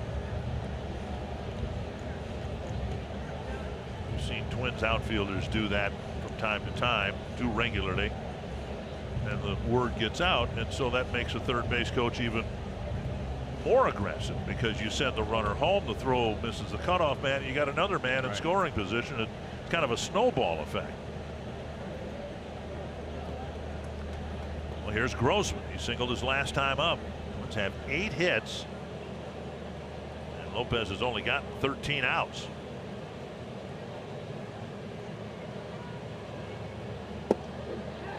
Strike called on the outside corner, 1-1. Throwing a lot of breaking balls here tonight.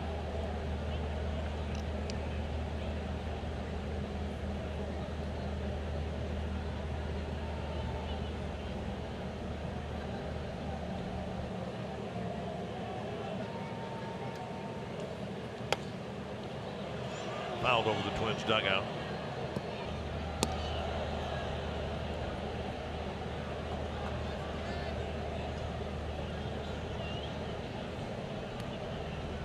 They should rule Cave getting a single, going to second on the throw, and that is how the official scorer has scored it. 1-2 to Grossman. Inside 2-2.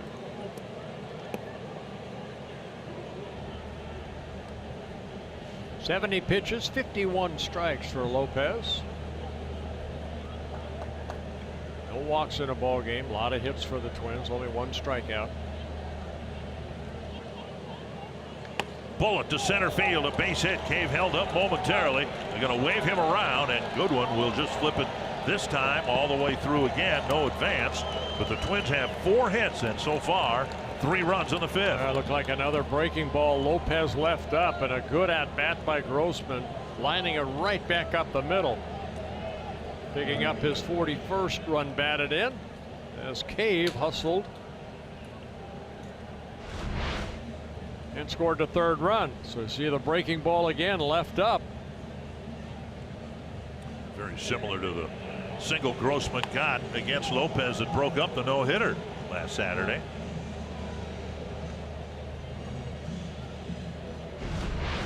Kel Eldred, the pitching coach, out to talk to his right-hander.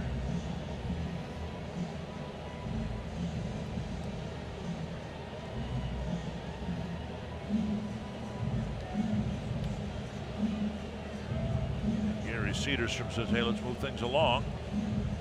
Actually, Gary Cedarstrom hasn't said a word yet. And they may have a physical problem here. They're going to ask the trainer to come out. My goodness. Boy, you hope this isn't anything of any magnitude. We looked at the fastball. The one that Bauer hit was only 91, and we've seen Lopez at 93 and 94. And he goes to the mound along with the trainer. Trying to find out what's going on.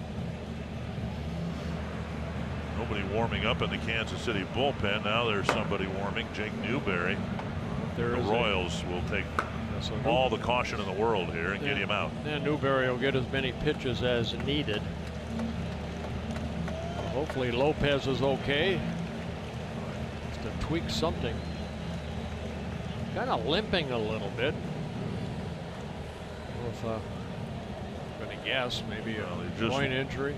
Looks like he's got a brilliant future, and you hope it's nothing serious here. He'll just be taken out of the ball game, and we'll have a bit of a delay here with the Twins building an inning in the 5th. They've got a 3-2 lead.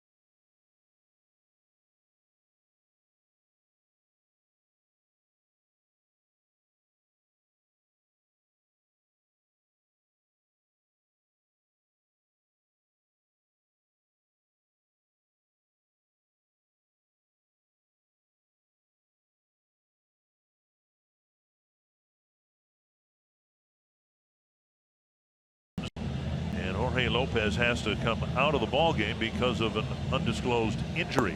Coming up Tuesday, September 25th, it's Minnesota Timberwolves night at Target Field.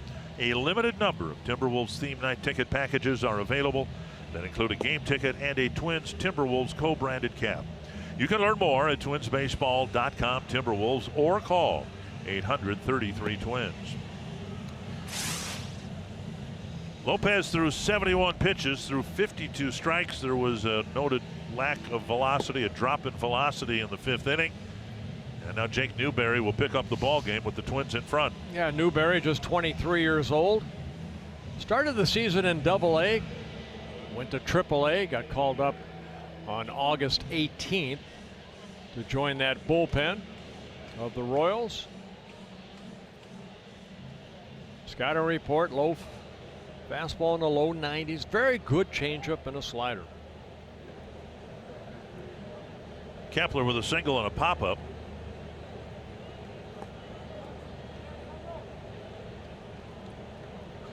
Twins out hitting the Royals 9-4.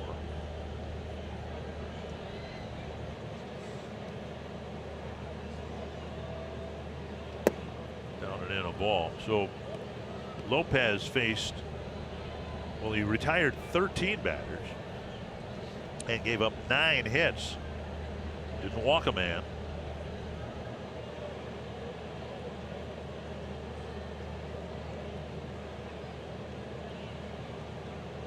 Kepler takes ball 2.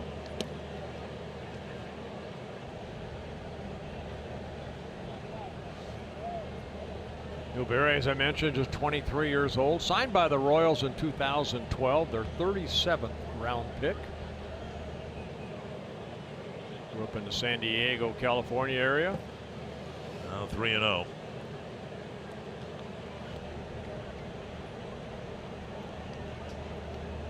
Saw the numbers, 9 1/3 innings, only 4 walks. The Twins could benefit from taking some walks here. They've sure issued enough of them in this series. Kepler takes a strike, 3-1.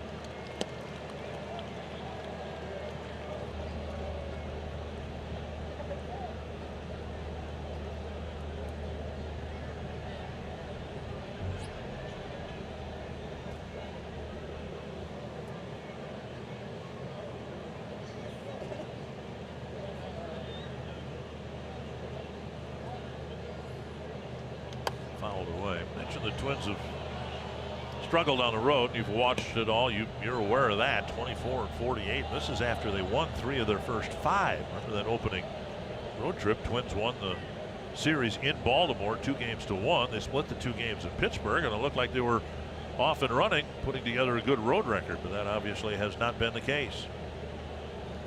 See if the Twins send Grossman here. I suspect not.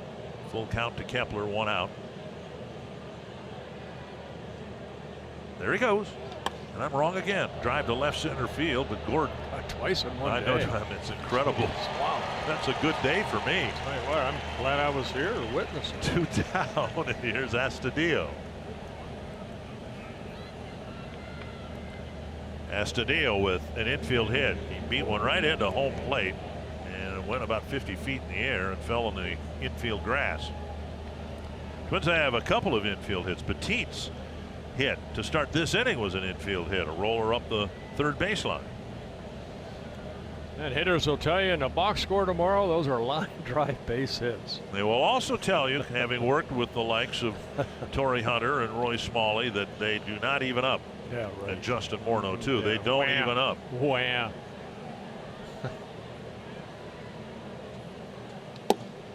Just outside, ball 1.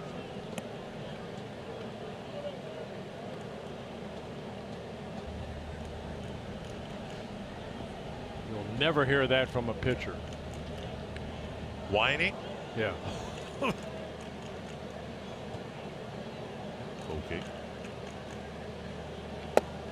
Astudillo's taken 2 pitches. It's 2-0. A close pitch right there. Slider down and away. Bet you Bucky swings at the next pitch. Let's take it a little slider. Ooh.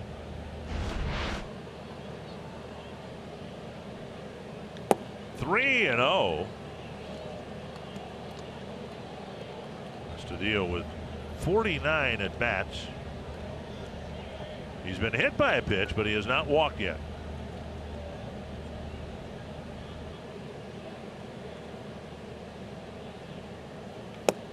And he's just taken a walk.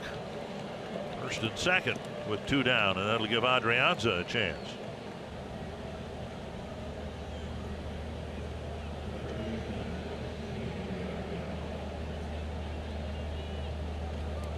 Into this year, Astudillo had just under 2,000 at bats and had walked 75 times. Those all in the minor leagues. Yeah, in the minor leagues, actually, he walked more than he struck out. Here is Adrianza. Twins could use a big 2-out hit. A ball. Newberry wanting a new baseball.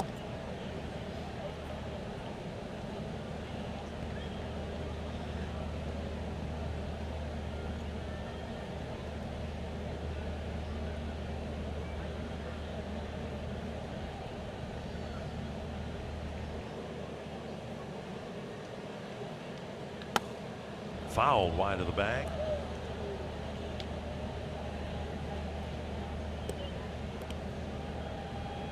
How come all the bugs are over on your side? I don't know. I asked you a couple innings ago. Are you getting bugs over there? Well, I eat them. They are edible. You and Andrew Zimmer can eat bugs. I'll stick to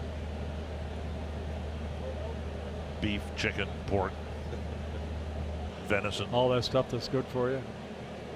1-1 to Adrianza.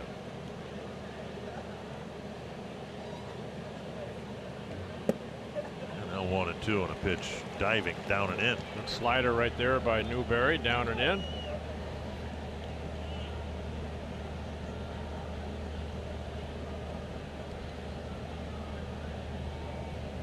Four hits and a walk in the inning, 3 runs. The Twins are in front. They started the inning behind 2-0.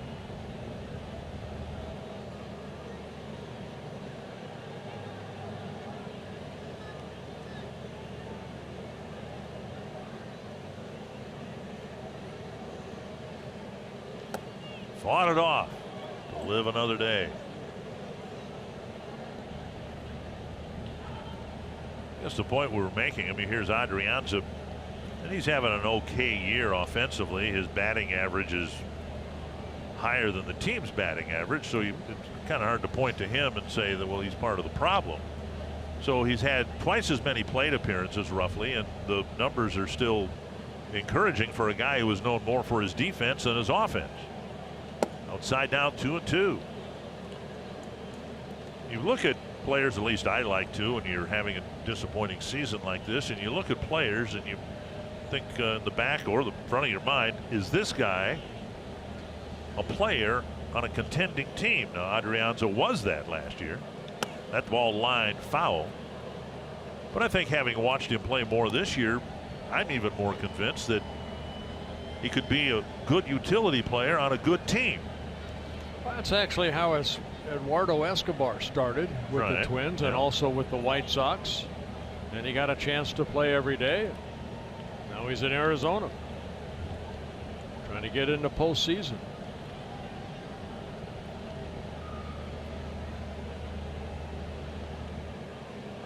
Two and 2 to Adrianza.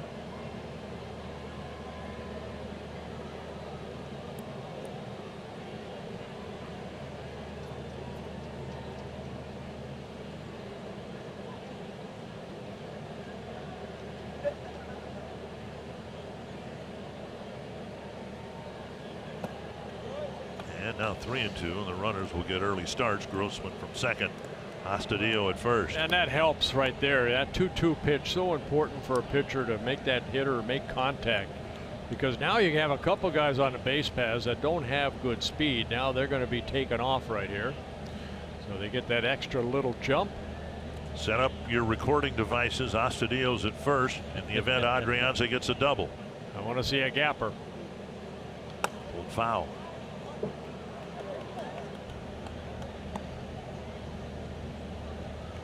Astudillo coming home at Target Field on a double. One of the more lighthearted moments of the year.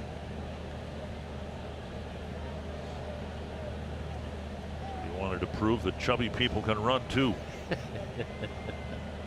And he did. 3-2 to Adrianza. Let's see him lose his helmet again.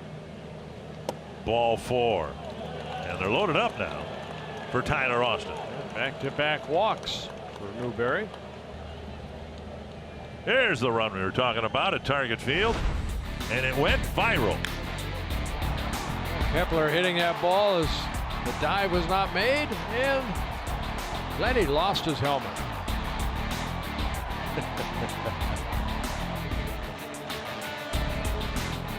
Congratulations. And then here's Odorizzi in the middle of maybe the greatest moment of his professional career, pitching a no-hitter against the Yankees, and Astudillo made him break up. Loaded up now. And here's Austin. Got a pitch to hit it. Looked and went through it. 0-1.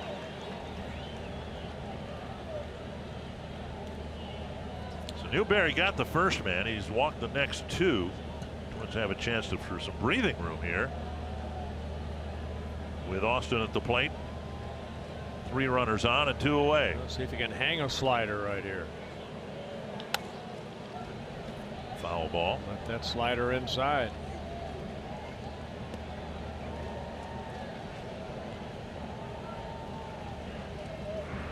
Vasto, left-hander, warming up. Austin, the 9th man to bat. Well, we've seen a lot of swinging strike 3s on breaking balls.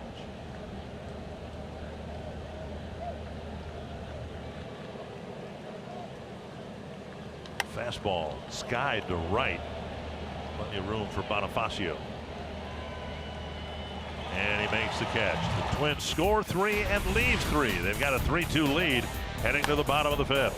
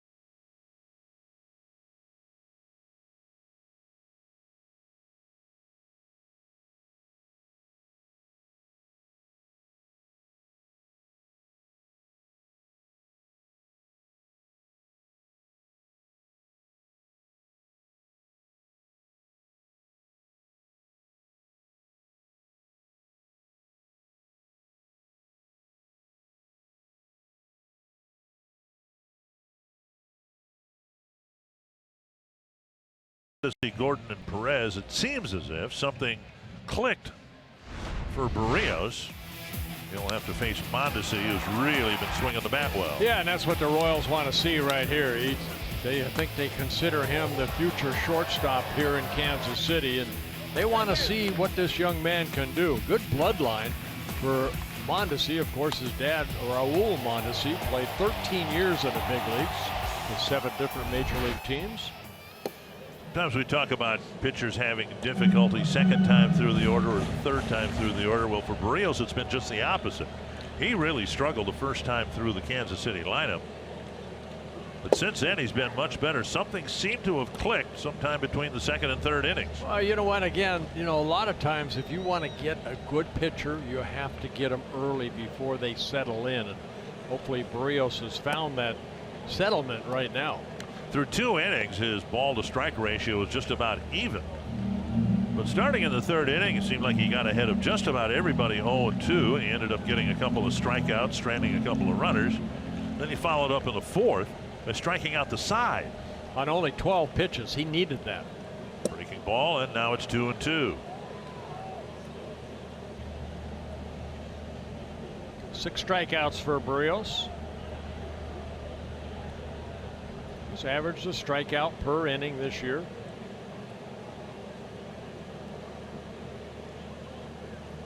There it is again, and that breaking ball might be the best one he's had in a long time. Yeah, that's a good tight breaking ball. So 5 strikeouts in a row, and the last 6 outs have been recorded on the strikeout. And strikeout number 7.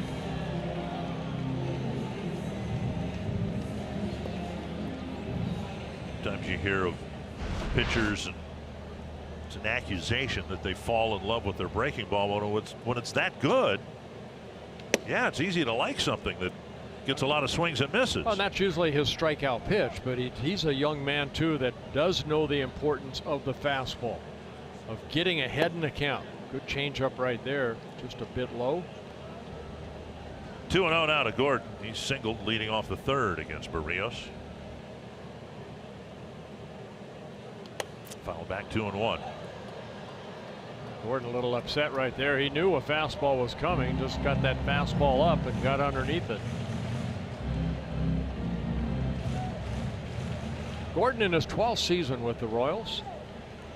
3-time All-Star, 5 Gold Gloves. To center. Hit almost right at Jay Cave. Out number 2.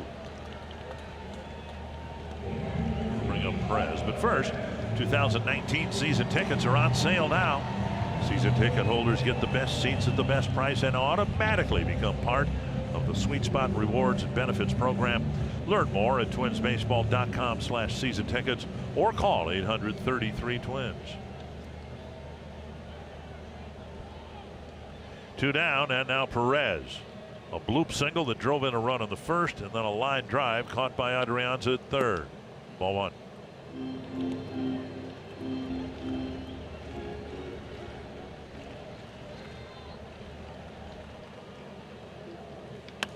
On the ground, hit right to the shortstop Polanco. Bauer has to dig out a low throw and another quick 1, 2, 3 inning.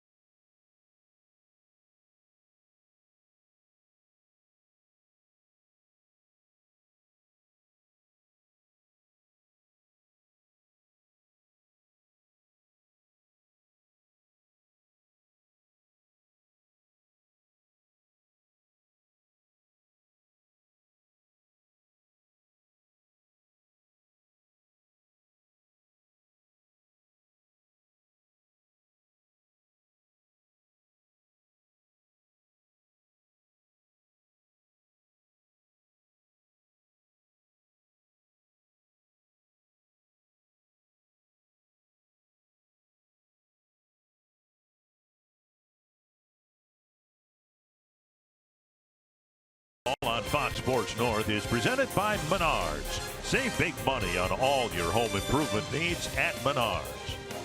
And by Ram. Hurry in and get a great deal during Ram Power Days. Twins in front 3-2. They scored all 3 of their runs in the 5th inning. Gregorio Petit started that rally with an infield hit, and then he later scored 1 of the 3 runs.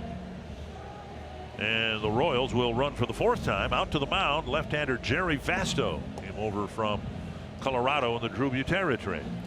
Yeah, Vasto worked in last night's ball game for the Royals. He worked just 1/3 of an inning.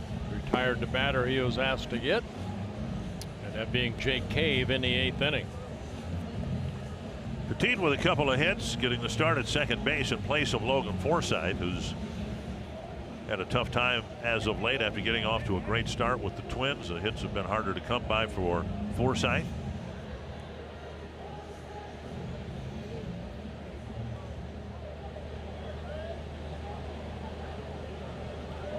Petit, Mauer, and Polanco in the 6th inning.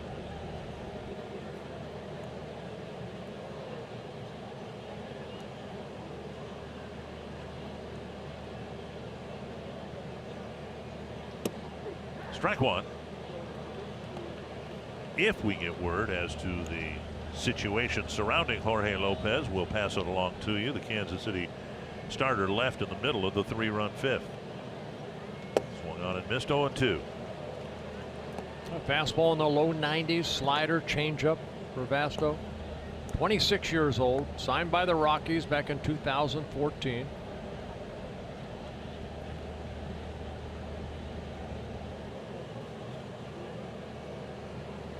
And on 3 pitches, well, foul ball. Petit still alive. A foul ball into the dirt, not unlike the one that the Twins benefited from a few innings ago.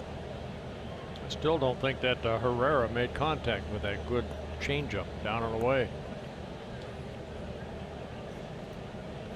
2 strikes to Petit.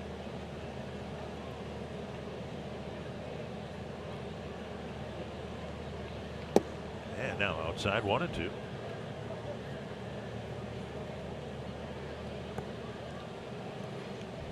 Perez might have gotten some dirt through the mask into his eyes. Gary Cederstrom giving him a break to clear his vision.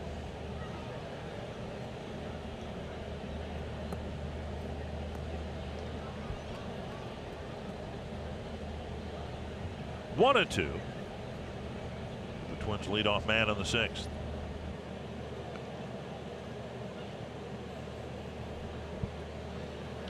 Poked foul.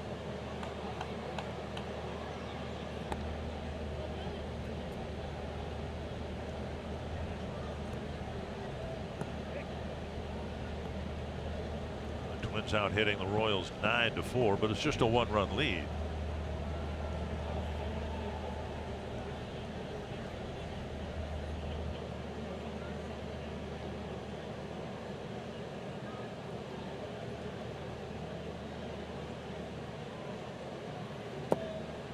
Now 2-2.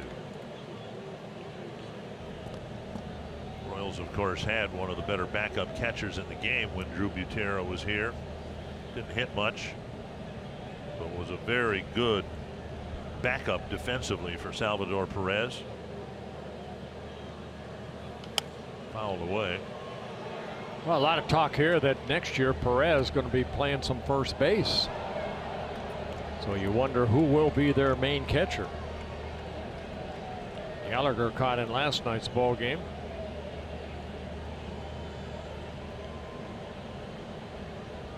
2-2.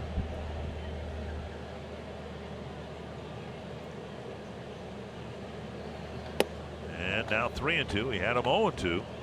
Now on the verge of losing him to start the 6th inning.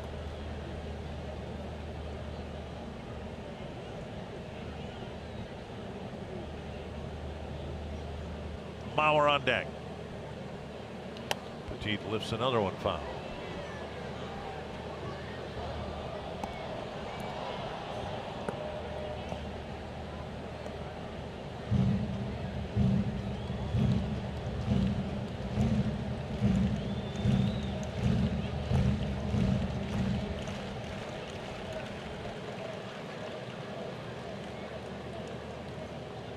And there's a walk. And Petit ends up at first base after falling behind 0-2. Third time he's been on base here tonight. Couple of hits for Mauer in the ball game here tonight. And a good career marker, at least over his last 19 games against the Royals. You know, it's amazing. You know, every club that the Twins face, you show highlights of Joe Mauer hitting over 300 against the ball club. Because he's over a 300 hitter. 2 hits today, and now 2,105 in his big league career. He came into this season after 14 major league seasons, a career hitter at 308. Career on base 391.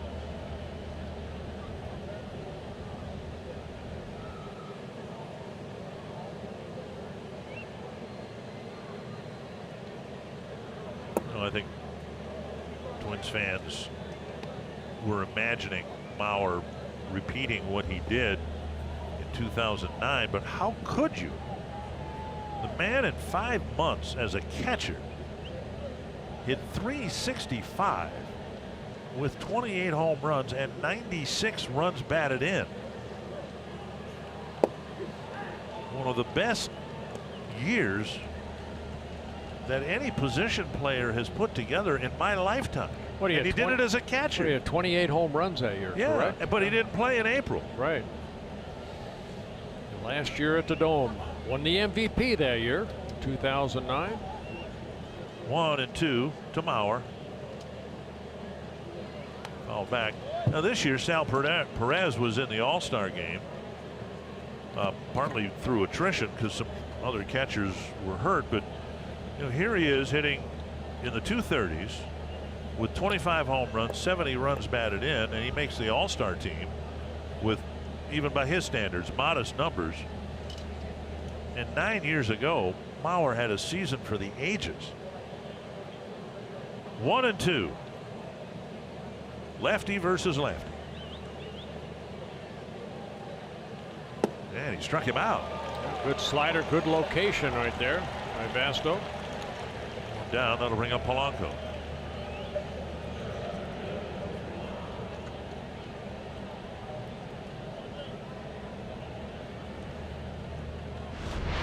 I'll take a look at the pitch right here. You see the slider, great location.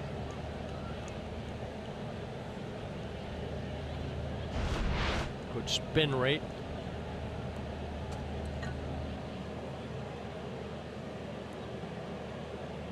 Polanco 0 for 3 as a left-handed batter. Strike over the inside corner.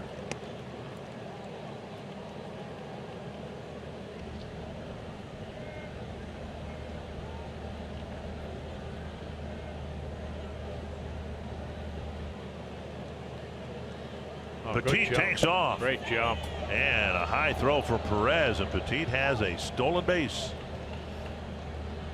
Petit picking up his second stolen base in 3 attempts for the Twins.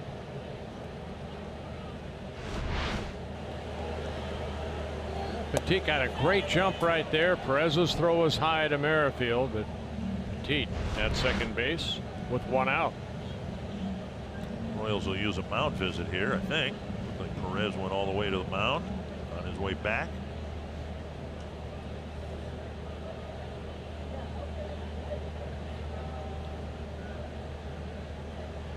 One and one to Polanco.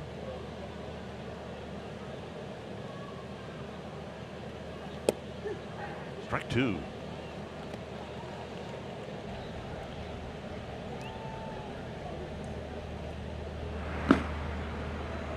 McCarthy getting loose.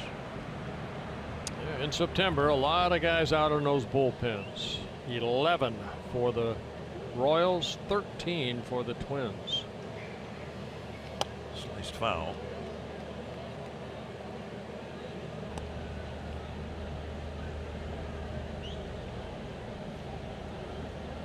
So Royals, when they went to the World Series in back-to-back years, had a formulaic bullpen. It was this time of the game when the game, for all intents and purposes, was over with if the Royals had the lead.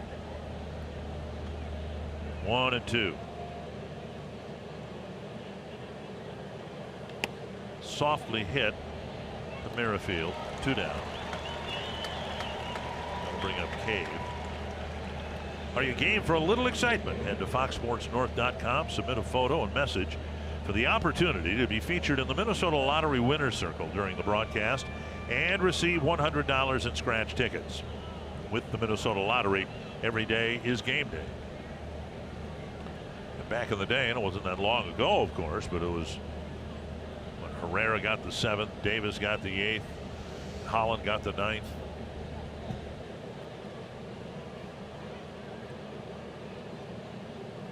Cave got a big hit for the Twins in the 5th. An RBI single, went to second on the throw, and then later scored on Grossman's line drive single.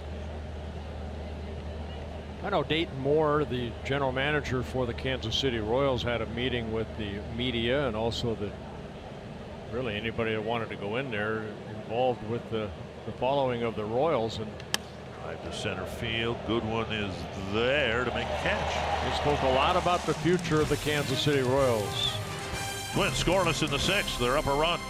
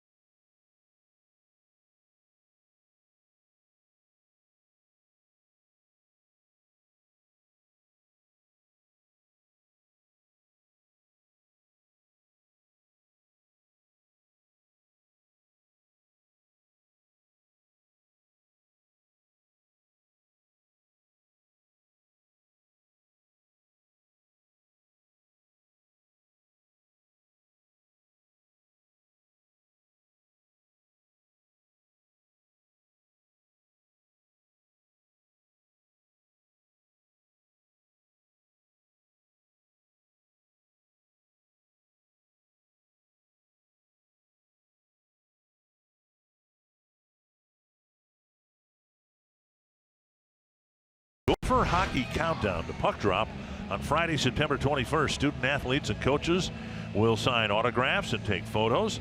Take a tour of the locker rooms and bring your skates and enjoy an open skate with Goldie and the Gopher Hockey cheerleaders.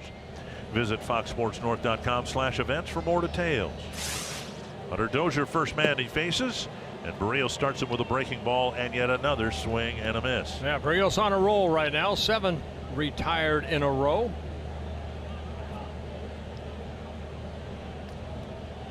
Dozier, O'Hearn, and Bonifacio in a 1-run ball game. Yeah, struck out Dozier twice. Barrios a little shadow motion there with the breaking ball in his delivery.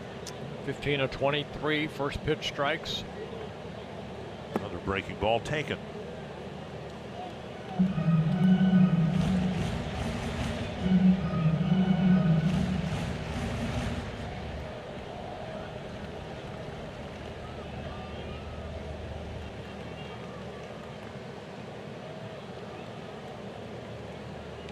Driven to left. Grossman is over. Puts it away, 1 down. What we haven't seen in the last few innings that we saw a lot of in the first couple innings. Pitches that were, I don't know, so-called wasted pitches. Breaking balls that weren't close to being a strike. Weren't swingable, swing and missable. And now all the breaking balls are either in the strike zone or right there, real close. 1 down, and now O'Hearn. Hit a pop fly double his last time up. There's another pop fly. Foul ball. I think as a defensive player too, you love playing behind a guy like Barrios. Good. Yes. Doesn't take a lot of time between pitches. Puts right back on that pitching rubber. Get a little bit of a shift the Twins are putting on now. 3 walks, but they all came in the first 9 plate appearances. First time through the order, he gave up 2 hits and 3 walks. Good changeup right there. And we talk about the breaking ball, but he's thrown some really good changeups tonight too.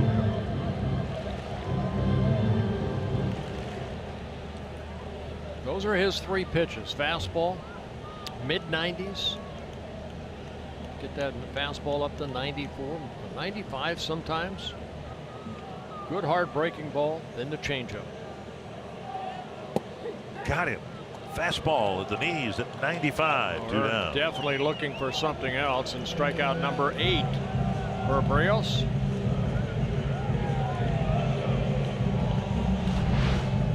So 9 in a row set down by Jose Berrios.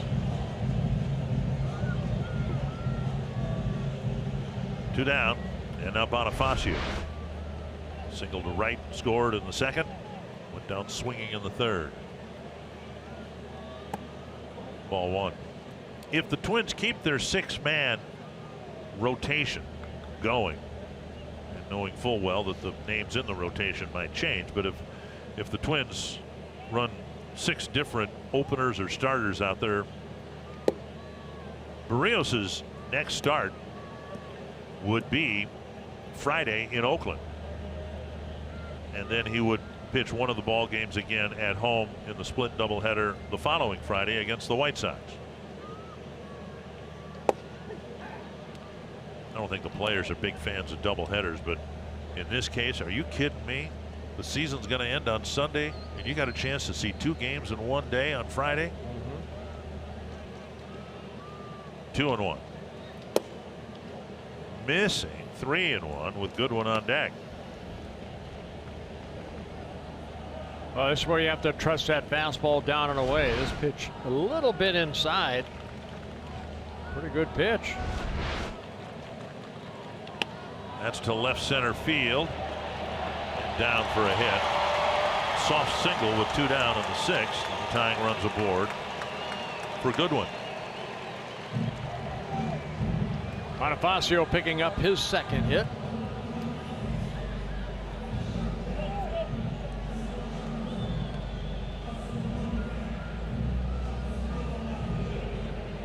Goodwin, who reached on a fielder's choice in the 2nd. He tried to bunt, but Astudillo picked it up and got a force play at 3rd, and then he was called out on strikes in the 4th. Trip to the mound here between the pitcher and the catcher.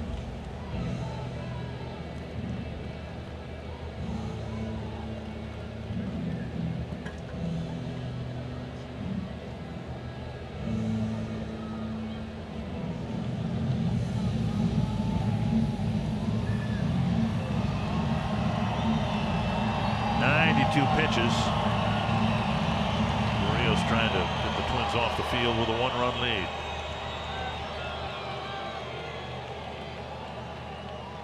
Fastball sailing wide.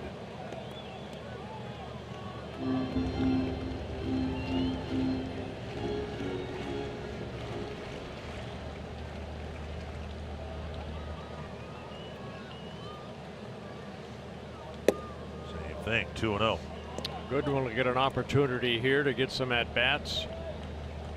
Young man, 27 years old. He was a Washington Nationals #1 pick back in 2011 at the University of North Carolina. Swung on and missed.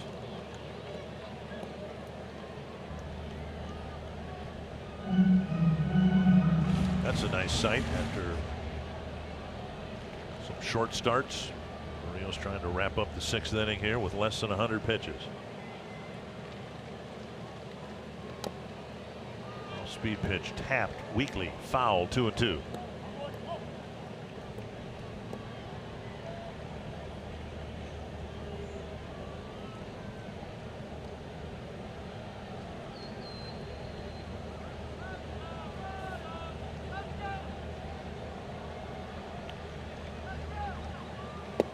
And he got him. Another fastball taken for a strike. And Barrios has completed 6 and has really settled into a groove.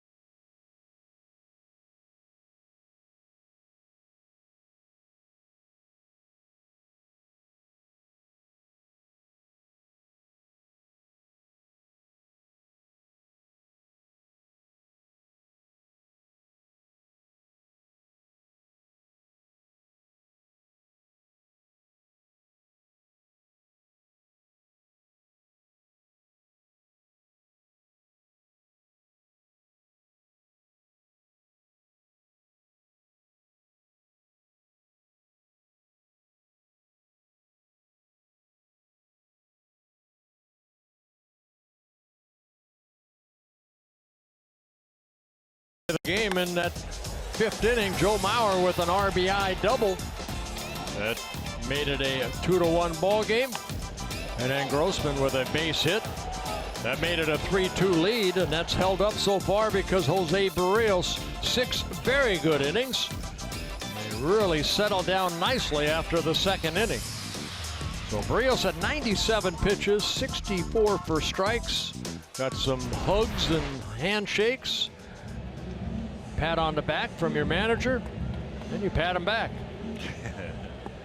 With 2 starts to go, he'd have to throw 3 complete games to get to 200 innings. That's a milestone for every pitcher these days, every starting pitcher. So few of them do it, but he'll come out after 6. And now Kevin McCarthy pitching for Kansas City.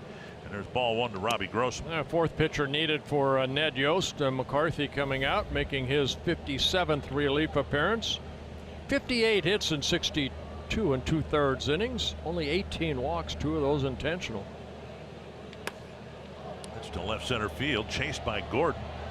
It's a hit a long way, and it lands on the warning track. Grossman with another hit. He'll check in with a leadoff double. 3rd straight hit for the cleanup batter, the left fielder, Robbie Grossman.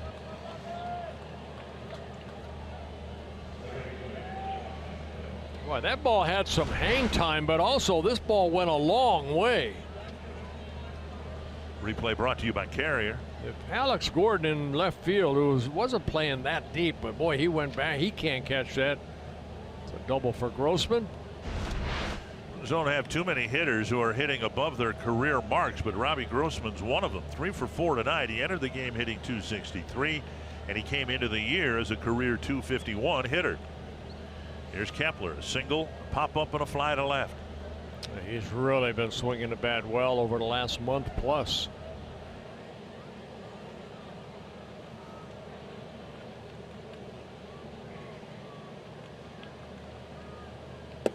Over the inside corner, strike 1.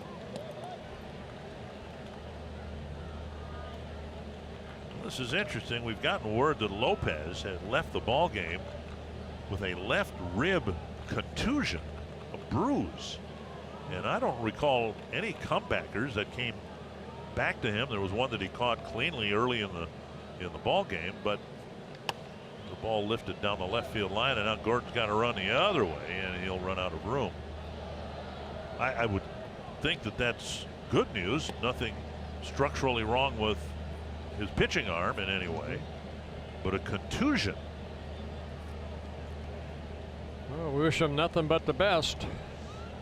2 strikes to Kepler.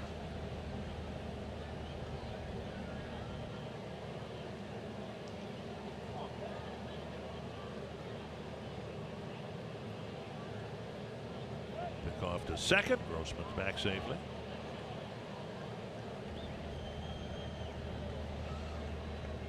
McCarthy, 26 years old, in his 3rd season with the Royals.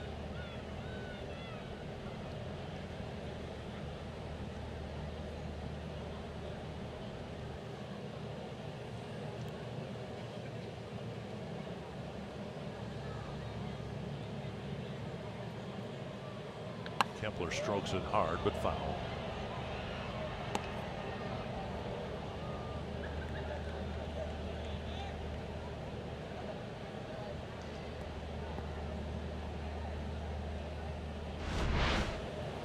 Now let's take a look at what happened to Lopez and how he may have gotten a left rib contusion. And there you have it. There was a collision between Dozier and the pitcher, and that might have been when he got a bruised rib. He got an elbow in the rib, maybe.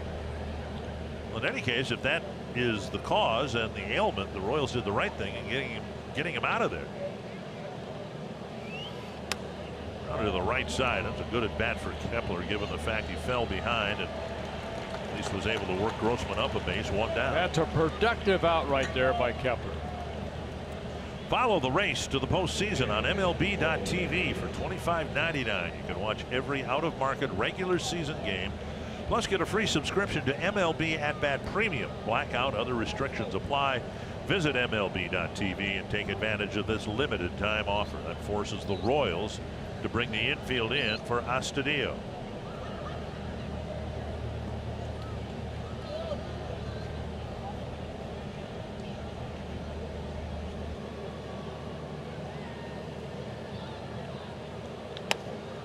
And a fair ball down the line. Just sneaked it past Dozier.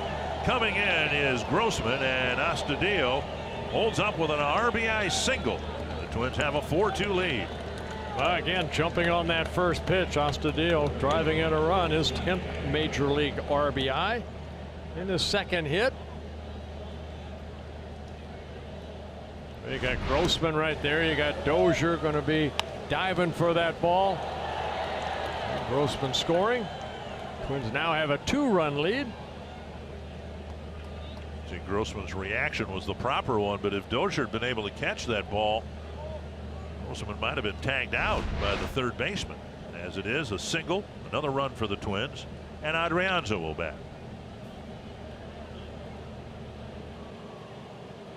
Grossman came back to the bag in the event Dozier was able to catch it.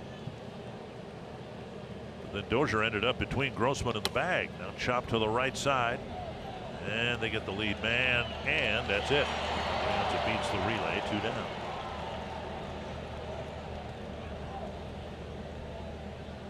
That'll bring up Tyler Austin.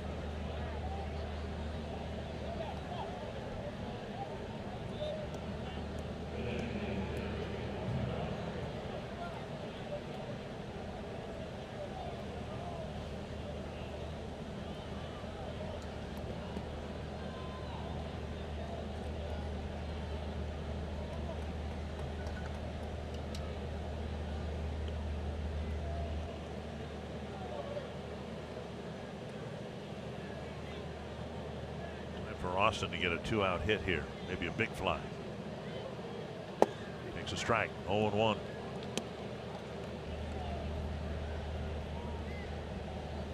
Rios out of the game. Trevor May will start the 7th inning.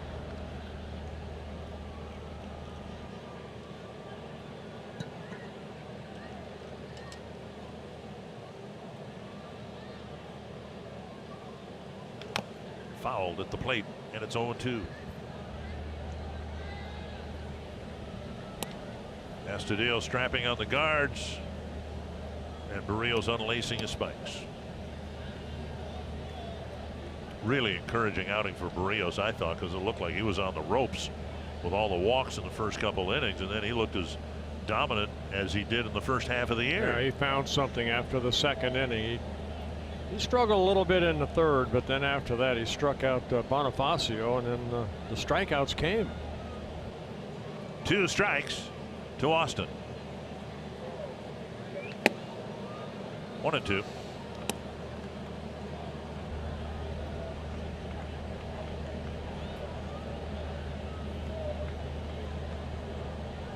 He's got 18 outs, and now the Twins will hope that May, Rogers, Hildenberger will get the final 9.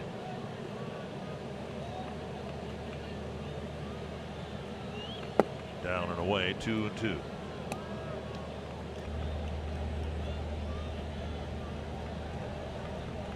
Well, that's no way to treat your catcher.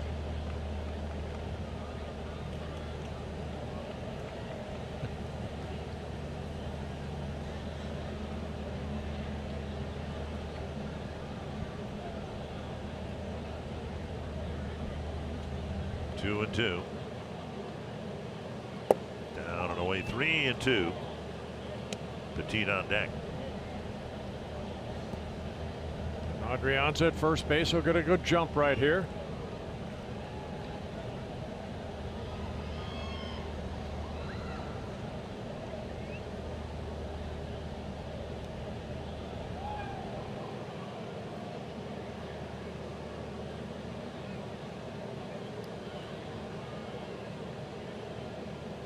Swung through. Fastball to strike out and end the inning. Grossman started the inning with a double, scored on Astudillo's hit, and it's 4-2.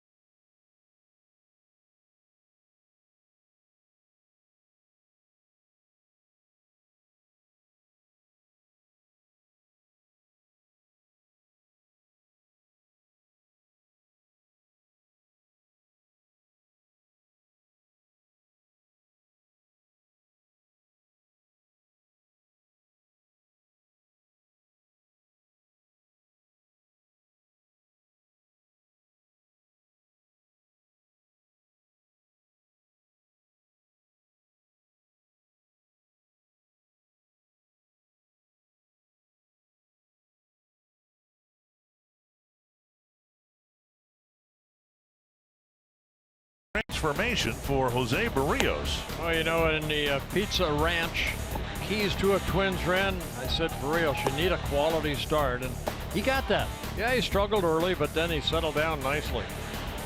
Barrios with 3 walks, and as you mentioned, the first timer through the lineup, he had the 3 walks, but then he settled down nicely, picked up 9 strikeouts in the 6 innings. First couple innings, it was like a toss of the coin whether the pitch was going to be a strike or a ball, but he really threw a high percentage of strikes after that, and now Trevor May will try to do the same thing. Trevor coming in for the 18th time. Only 4 walks in 18 1/3 innings with the 26 strikeouts. Trevor, of course, good fastball, hard breaking ball. He'll mix in a slider and a changeup. Herrera, the first man he faces. And he misses inside ball 1. Then it'll be Merrifield and Mondesi.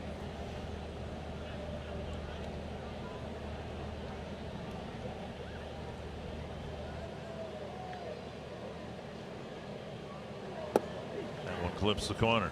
Change up right there. Yankees and Oakland both won.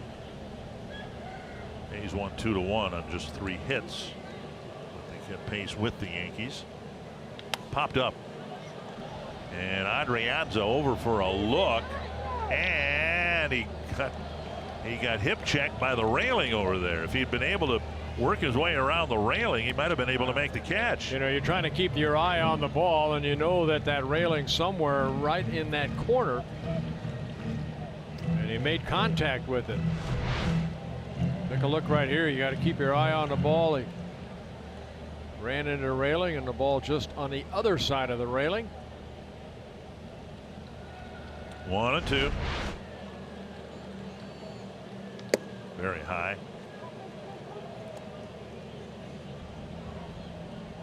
Not just Trevor May, but all relievers prefer to come into situations like this. We've seen Trevor a bunch of times having to come in a bases loaded situation.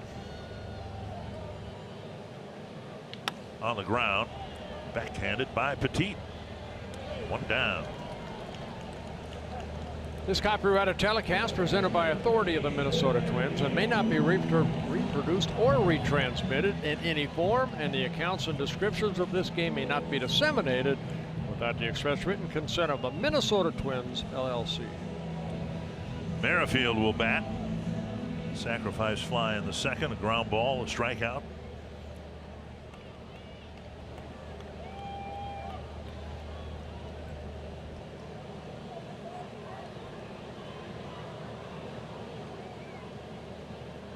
Breaking ball over for a strike. Talking about the Royals in their glory years, 14 and 15, getting to the World Series back-to-back years. Ben Lively warming up now for them. But what the Twins hope to do here tonight is what the Royals did on a regular basis. Get 6 out of your starter. You've got the lead, a short lead, just 1 or 2 runs, and hand it over to what you hope will be a very efficient bullpen. And these guys, May, Rogers, and Hildenberger, have been that in the second half. Foul back. Yeah, especially Rogers. Given up a run in a long time. Hildenberger picking up the saves.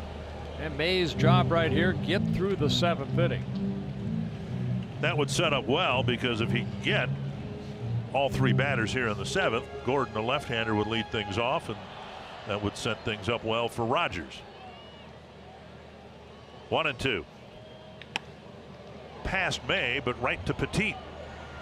2 down. Trevor flashed the leather there, but got by him. Maybe thankfully didn't deflect it. You can put that glove down, but by the time you put it down, it's already by you. Speaking from experience. Yes. Here's Adalberto Mondesi. Adrian's at third base, in on almost the grass. Take the bunt away from this young man. A deep drive to right field. Mondesi, it's a bomb into the fountains, and it's a 1-run game. He's got some pop. That's his 8th of the year, with less than a half season's worth of at-bats. Boy, he put a beautiful swing on right there. That fastball that Trevor May challenging him right here. Mondesi ready for that fastball. Hit that ball a long way. It's 209 at-bats, and he doesn't have his dad's power, but he's got the ability to hit some home runs. It's a 1-run game. And now Gordon out in front of the off-speed pitch.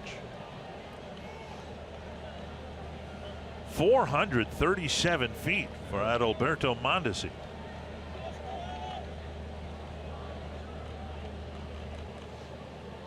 Up high, 1-1.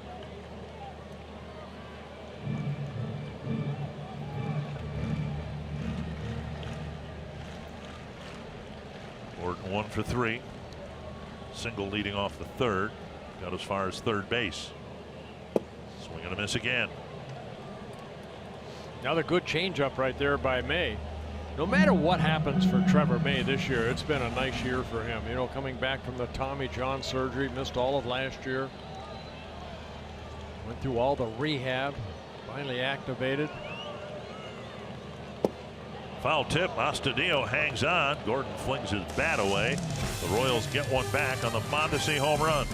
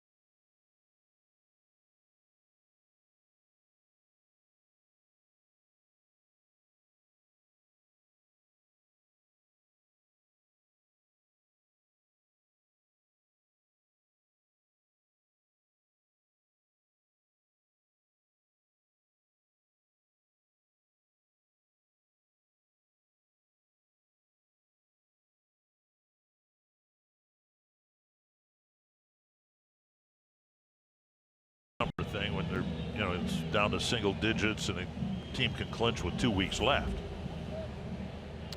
I guess unless you're that team or their fans.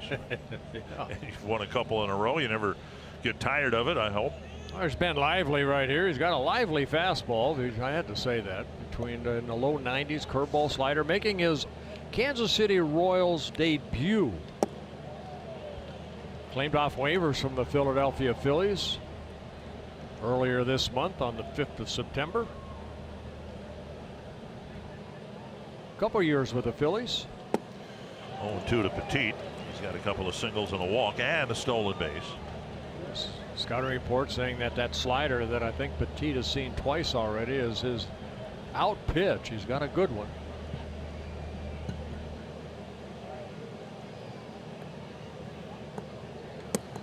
And way outside, 1-2. It'll be Petit, then Mauer and Polanco in the 8th inning.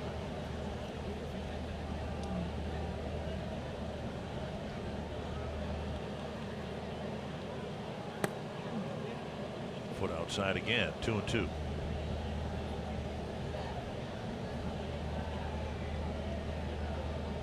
Petit stuck with the Twins organization, remembering back in spring training. Yeah, that was earlier this year. Eric Ibar, another veteran, was in training camp, vying for an infield spot for the Twins. Petit's one of the happiest guys in baseball, always outgoing with a smile. And he did that in Rochester too, not just here in the big leagues. He's been in the game a long time. He signed with Oakland back in 2001. 33-year-old out of Venezuela. Came up with the A's, spent time with the Astros, Tampa Bay Rays, Yankees, Angels. Last year in the Blue Jay organization all season long. Did not get to the big leagues in his second stint with the Twins this year. That time at strike 3. Petit almost did in the 8th inning what he did in the 6th. That is fall behind 0-2 and then draw a walk. Strike on the outside corner, 1 down. Statcast AI powered by AWS, and it was a long one off the bat of Mondesi.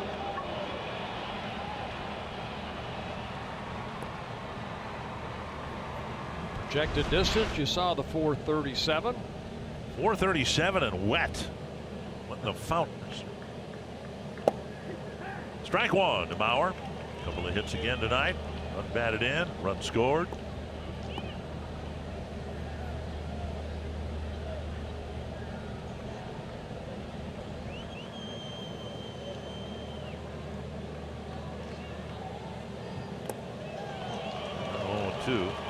Struck out his last time up on a breaking ball similar to the one he just missed. Actually, it was a left-hander who struck him out in the 6th. Yeah. Nasty slider down and away. 0-2.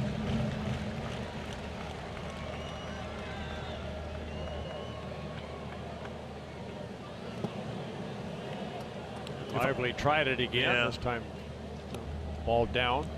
Almost said it during his 5th inning at bat. If I were to pitch to Joe Mauer, I don't think I'd throw the same pitch twice in a row. His eye is that good. Hand-eye coordination still very good. Perez now sitting away. Ooh, close. Just missed.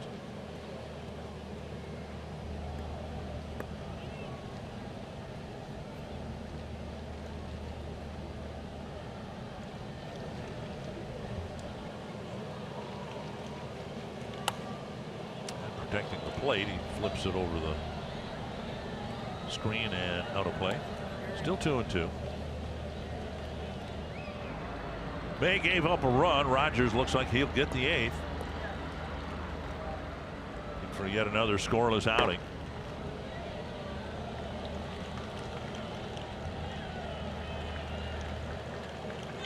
Tapper right side. Merrifield waits and flips. 2 down. Get us to Polanco. Twins off-season baseball camps are back and are presented by select Heartland Chevy dealers. Camps provide players an opportunity to continue developing their skills as well as prepare for tryouts and the start of a new season. Included are 5 to 10 hours of instruction addressing general baseball skills taught by an experienced staff of dedicated instructors. For a full schedule, you see them there.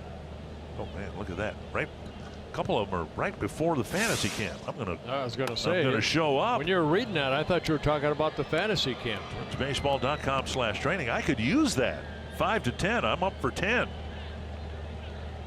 5 to 10 hours of instruction. Oh, I thought 10 years old. 1 strike to Polanco. Line into right field, a base hit. I don't know if that costs anything. Don't waste your money.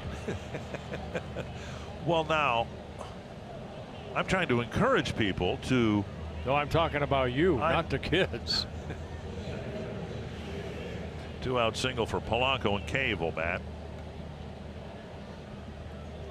Well, I'm happy to say that, you know, we have that fantasy camp draft on Sunday night, which is a lot of fun. And I got to be honest with you, not too many. You don't have to. You don't have to.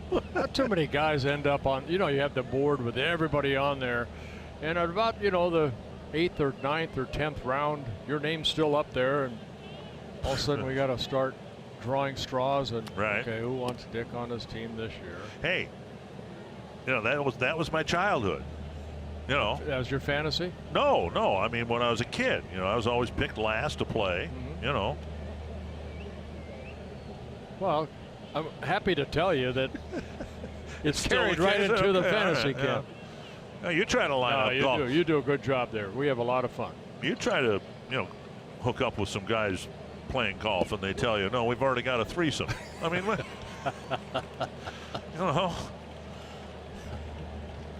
1-1.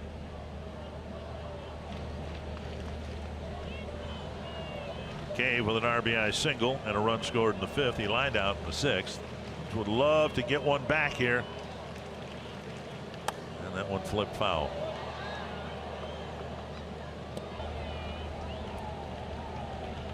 Somewhere in my office, I've got a picture. That was one of Harmon's favorite lines. And we were playing golf one day, and he signed a picture to me to Dick, best wishes. Let's play again sometime when I don't already have a threesome. 1-2.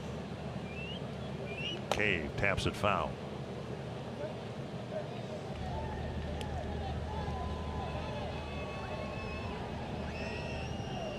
He's getting 3 runs in the 5th.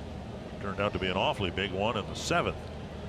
After a Robbie Grossman double, his 3rd straight hit, and Grossman's in the on-deck circle. Jacked his swing, close pitch, 2-2.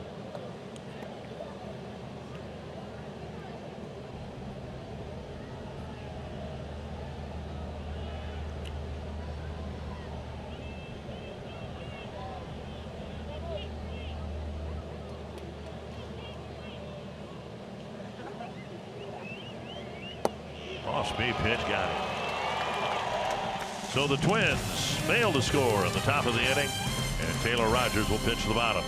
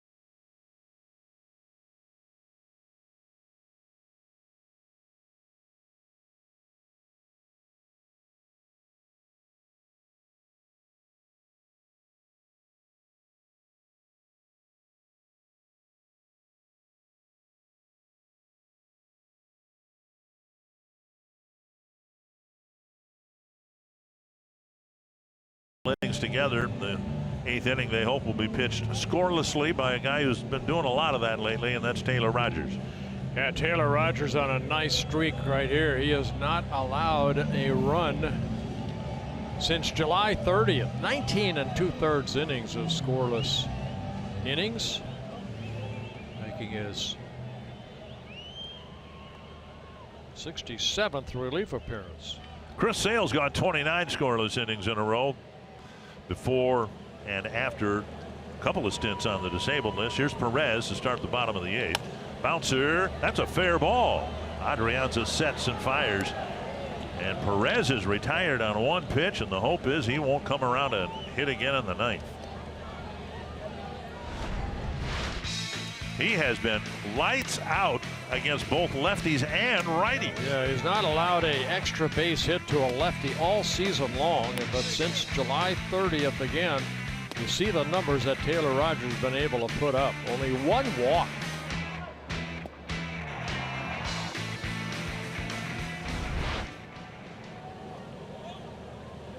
And a first pitch fastball, a strike to Hunter Dozier.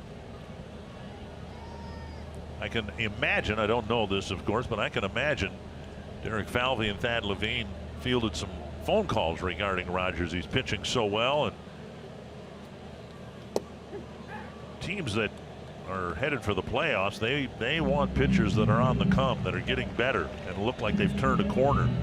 And Rogers has certainly done that this year. Well, he had a consistent year last year and putting it back to back.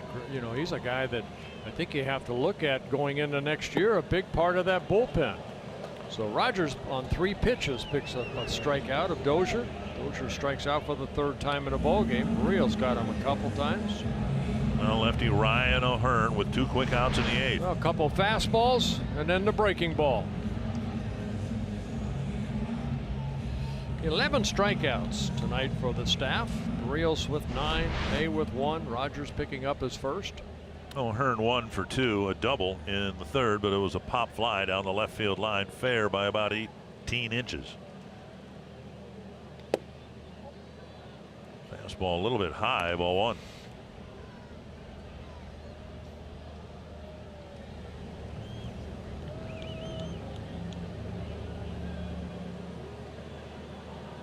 Breaking ball, he backs away and it misses inside 2-0. Rogers now with 20 1/3 innings of scoreless. Club record for the Twins held by J.C. Romero back in 2004. He had 36 straight scoreless innings. He falls behind 3-0. Lefties since June 28th are just 5 for 45 against Rogers. Jason Hamill getting loose. See if he can come back from 3-0. And he walks him on 4 pitches. We'll bring up Bonifacio. Tying run is aboard with 2 down here in the 8th. Play the new Vikings scratch games from the Minnesota Lottery. With a top prize up to $100,000, it pays to be a fan.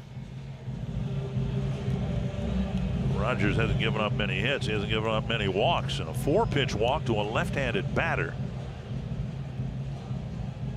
And O'Hearn is aboard for Bonifacio, who has 2 singles in the ball game tonight.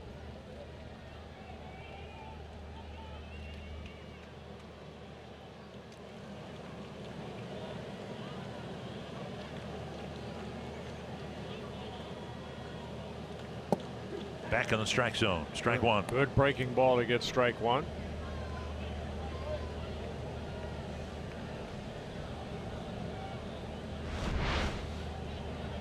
Get me over type breaking ball. He'll change speeds with that. Driven to the left field corner. This is trouble. Grossman will play the carom. On his way to 3rd is O'Hearn. And they're sending the runner home. Here's Polanco's throw, and he is out at the plate. A strike from Jorge Polanco to keep the Twins in front. And a nice dive right there by Astudillo, getting the sliding runner at home plate. Take a look at the replay and the strong throw from the Twins shortstop. And the tag by Astudillo.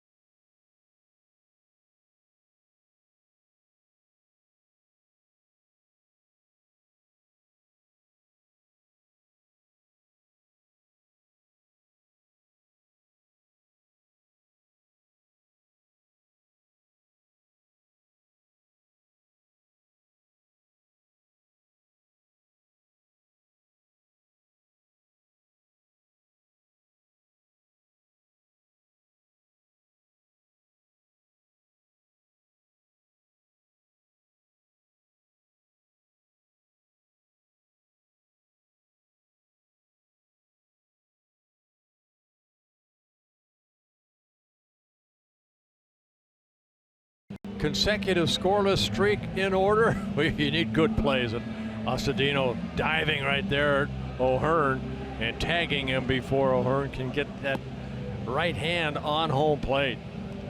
O'Hearn not the fleetest of foot, obviously, and Mike Jerschley sending him because you're down a run. You try to make the other team make a play, and the Twins made it.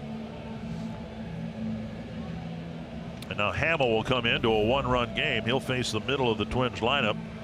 And speaking of guys with 3 hits tonight, Robbie Grossman has 3 tonight, and he'll lead off the 9th.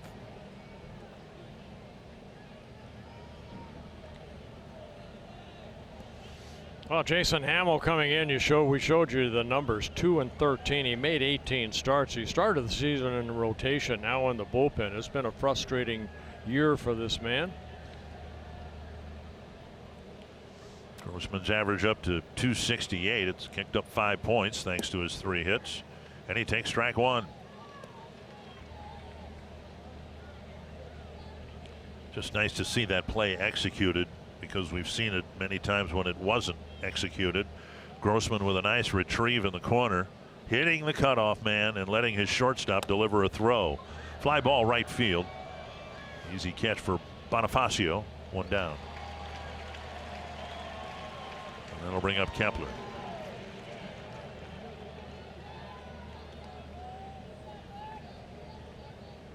Two strong throws to cut down the runner, and a nice tag by Astudillo. Kepler 1 for 4. Singled his first time up. Astudillo seems like a player. He's going to be in almost every game. Something's going to happen that he's going to be highlighted. Well, Twins might win this ball game 4-3, and Barrios turned things around, but give some credit to the catcher too. He seemed to catch a good game. Nothing got by him.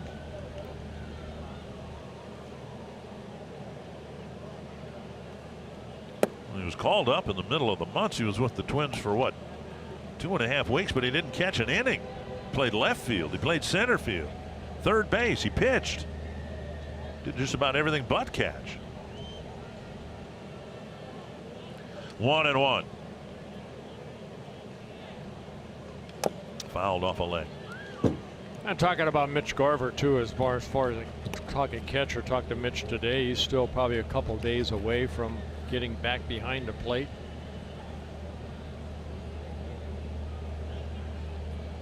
Hit on side of the mask. Still a little woozy. 1-2 to Kepler. I don't know what baseball can do about that. Now you're looking at a rock behind the plate.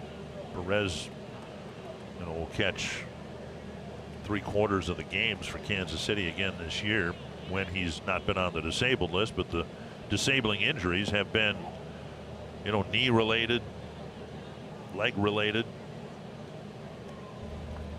I don't know what baseball can do to protect its catchers any more than they already do. It's a brutal position to play. But you see that man, he's still smiling. 2-2.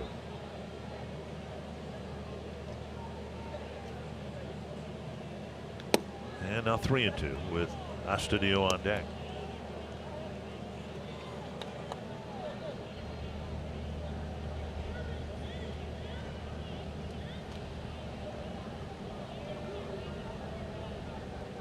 The Twins catcher hoping to have a chance to drive in a run, see if Kepler can get on base. Tap left side. Dozier waits. And Kepler may have beaten it out. Close play. Jeff Smith right away says, take a look at it. Boy, that's nice to see during the grind of the season. And Kepler busted it down the line and might have gotten a base hit. I think he's safe.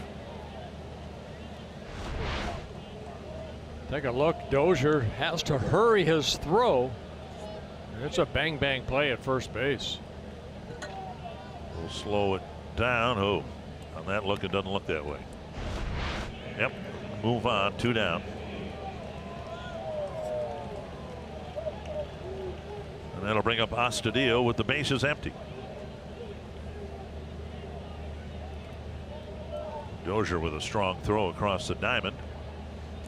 And now Astudillo, who has 2 hits. Both of them hit to the left side of the infield, one off the plate, and the other one was a hot ground ball over the third base bag. Strike 1.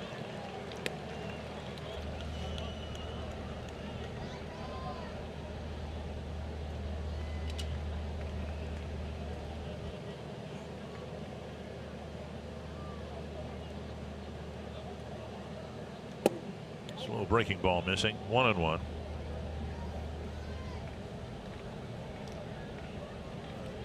It'll be Hildenberger, and he'll face Goodwin, Herrera, and Merrifield, barring a pinch hitting appearance.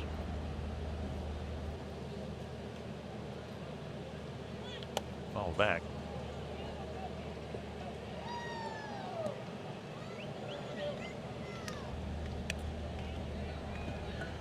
With what you said about Mitch Garver, it might be that Chris Jimenez will get the start behind the plate tomorrow night. One would think either tomorrow night or Sunday afternoon.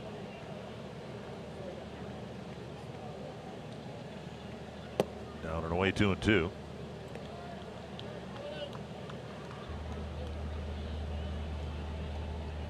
Twins looking for win number 68 on the year.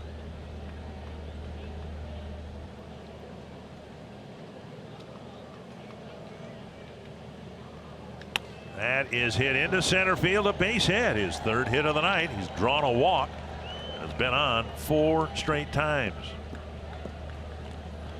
That'll bring up Adrianza. Big doubleheader tomorrow. Dodgers and the Cardinals in a heated matchup, or the Braves look to extend their lead in the NL East. They're taking on the Nationals. It happens at 11:30 a.m. Central on Fox, and then at night the Twins here at Kauffman Stadium against the Royals at 6 o'clock, and it's on FS1, not FSN, but FS1, and on the Fox Sports app. Here's Adrianza, 0 for 3.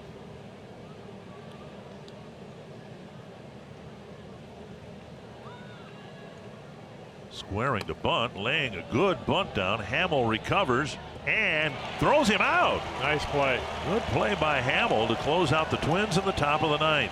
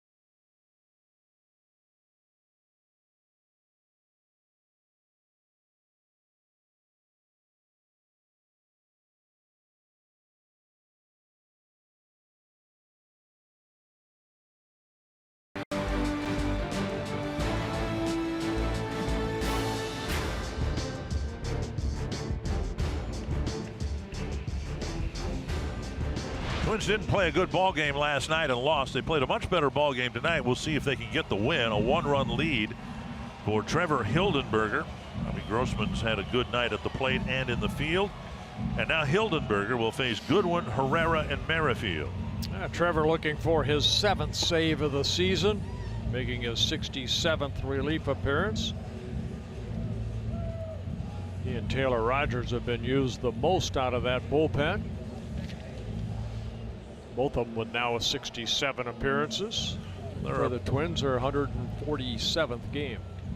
There are 4 bench players for the Royals. Brett Phillips could be used. Maybe will be used as a pinch runner here if somebody gets on base. But he's got a bad shoulder he's recovering from. Veloria, Escobar, and Gallagher are the other bench players. Goodwin is 0 for 3, reached on a fielder's choice and has struck out looking twice.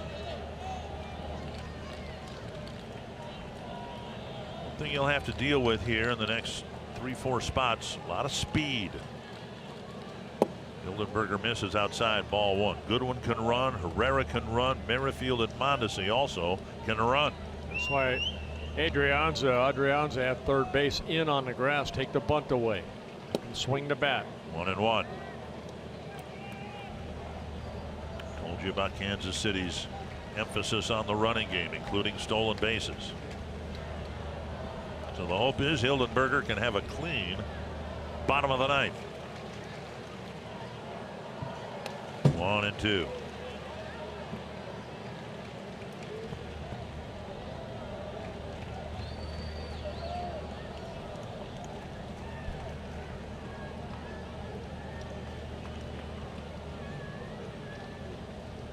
Adrianza swung way over where a shortstop would normally play with 2 strikes now. Glad we do that display where the infielders are on the screen, because you see from the center field camera where the ball is hit, and if you pay attention to where the infielders are, you'll maybe realize that if it's hit up the middle, it probably got somebody there.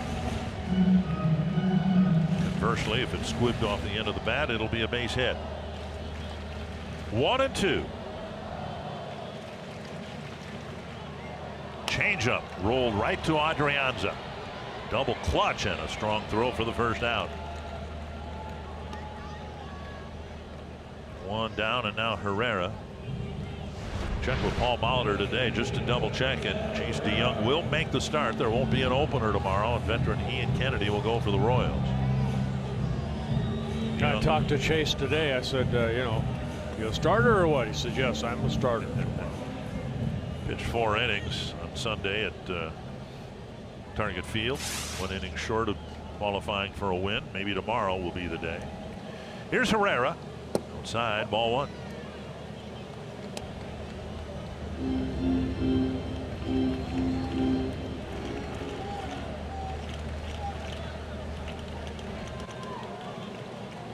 Tap foul. 1-1.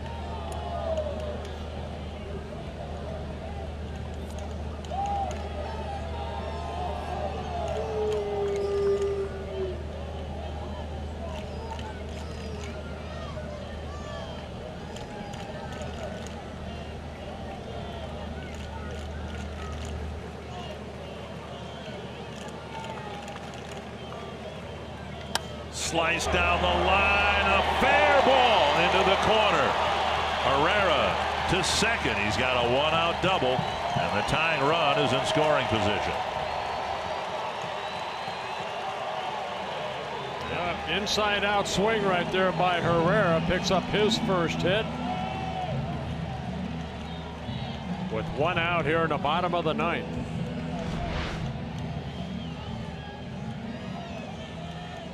Just slashed that ball, and the ball stayed fair down that line. Grossman has to play the carom and get it back in.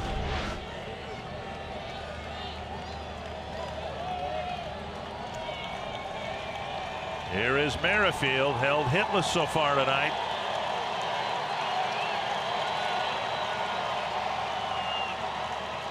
To short left center field. Herrera held up, but he'll turn and score.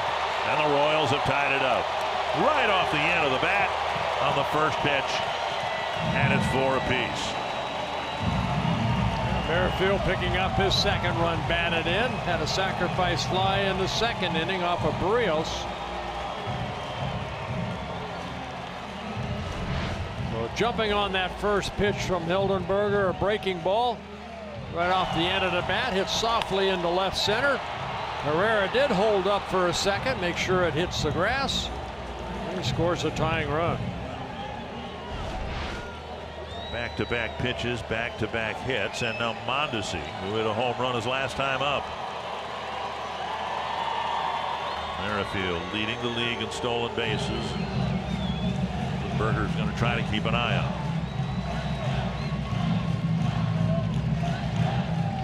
Seeing almost certain stolen base opportunity here for the Royals.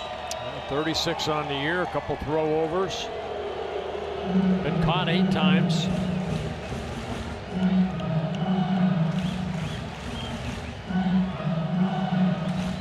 Success rate of well over 80%.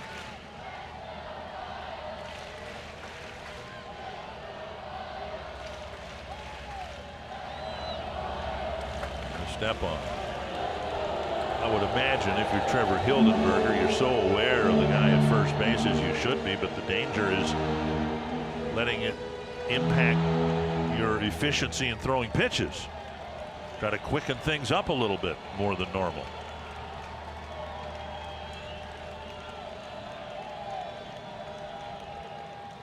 Down and in, ball 1.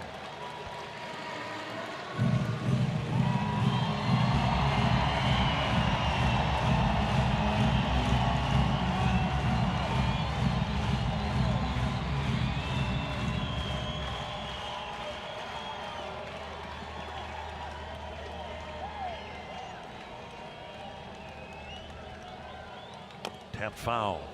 That's 1-1.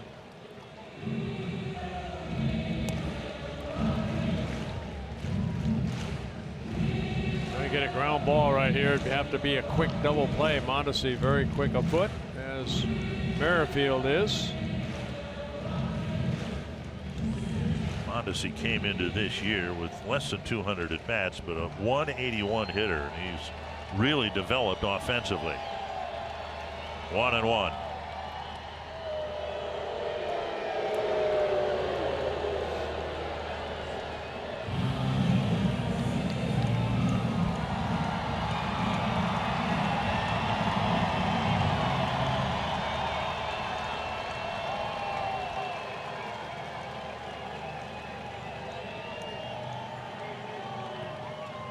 Outside, 2-1.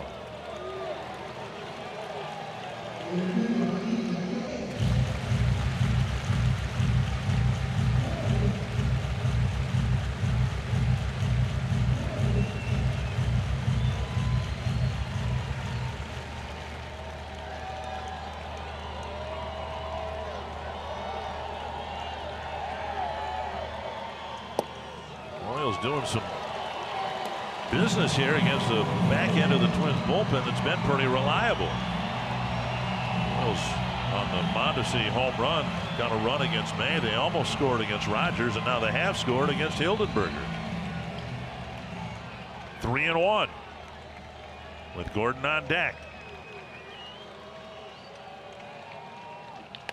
Base hit, right field. Merrifield round second, on his way to third. Kepler's throw to the cutoff man. And the Royals have the winning run 90 feet away. Another hit for Mondesi. And suddenly he looks really dangerous with a bat in his hand. 3-1 fastball. Trevor's trying to get a ground ball. He got the ground ball. It's just in the hole between second and first. So fell behind an account. Mondesi jumping on that fastball, pulling it. Merrifield had to leap over the ball and then hustled over to third. Good strong throw by Kepler, keeping Mondesi at first base. Double play in order. Everybody to the mound here with Gordon the batter. Gordon with a single in 4 trips. May struck him out to end the 7th. And here comes Paul Molitor. Might be bringing in an outfielder here.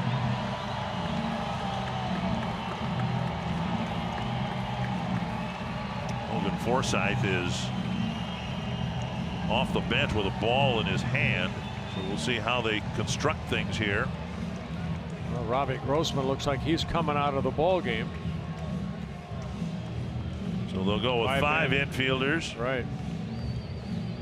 You know, one thing we've seen it happen a couple of times this year when Rosario's been in the outfield, they brought him in because Eddie early in his professional career was an infielder, but they don't have that with any combination of Kepler, Cave, or Grossman. So they got to take Grossman out and get Forsythe into the ball game. Forsythe says, I need 2 throws.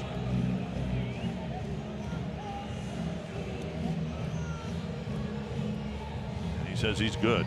So it'll be a 5-man infield with the winning run at third. Only 1 out. Gordon the batter.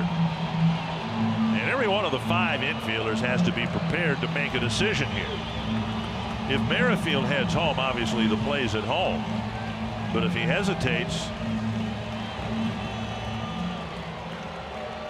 well, they intentionally walk Gordon out to fill the bases. Okay. Yep. So now they're loaded up for Perez, and the play will be to home. Strike 1.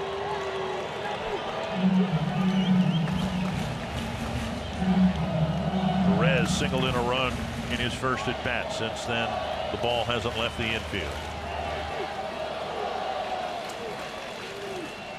Swung on it, missed. Good changeup right there. I'm surprised at how deep the Twins outfielders are. Really aren't brought in at all here, and a fly ball very easily win the game. 2 strikes.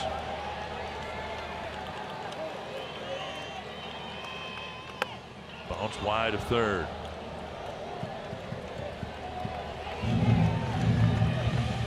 Cave's about where a standard left fielder would be standing, and Kepler's in right center. Yeah, but the only thing, you play deep enough to where you feel you have a throw home, but you hope that if it's a fly ball that they have to come in for it.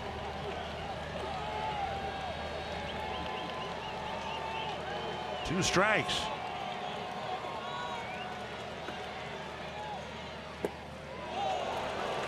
Just to deal with the block.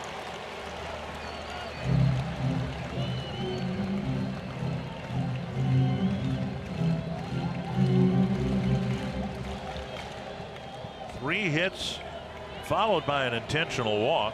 Royals have tied it up, looking for a walk-off. Now Cave and Kepler coming in a bit.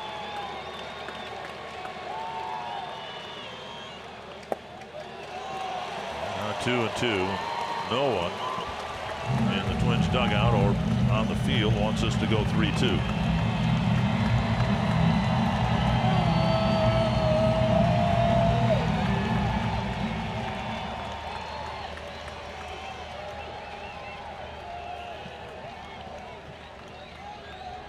Perez asked for time. I'd like to think that he's done enough damage against the Twins this year.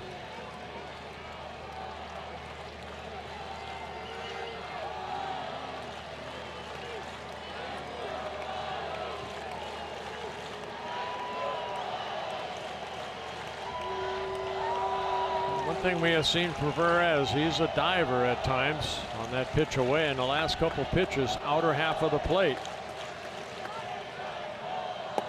Just missed.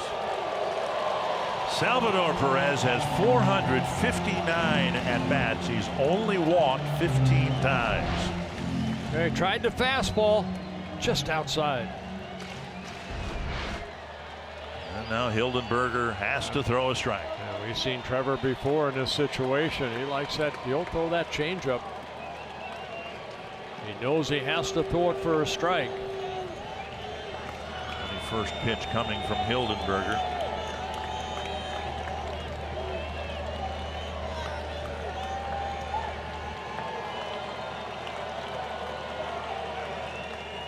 Pulled foul. Likely would have been ball 4, but Perez wasn't going to take a chance. Again, just 15 walks all year long. Take a look at the pitch. Looked like the changeup.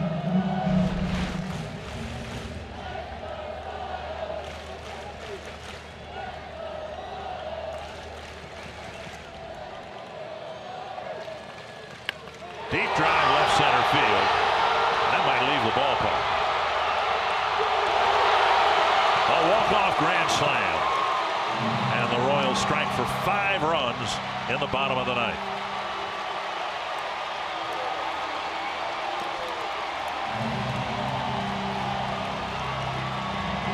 That's a tough loss right there for the Twins. Trevor Hildenberger, who'd been so good, 1/3 of an inning and 5 earned runs. And the Royals continue to play pretty good baseball at home these days, but a crushing loss for the Twins again here in Kansas City.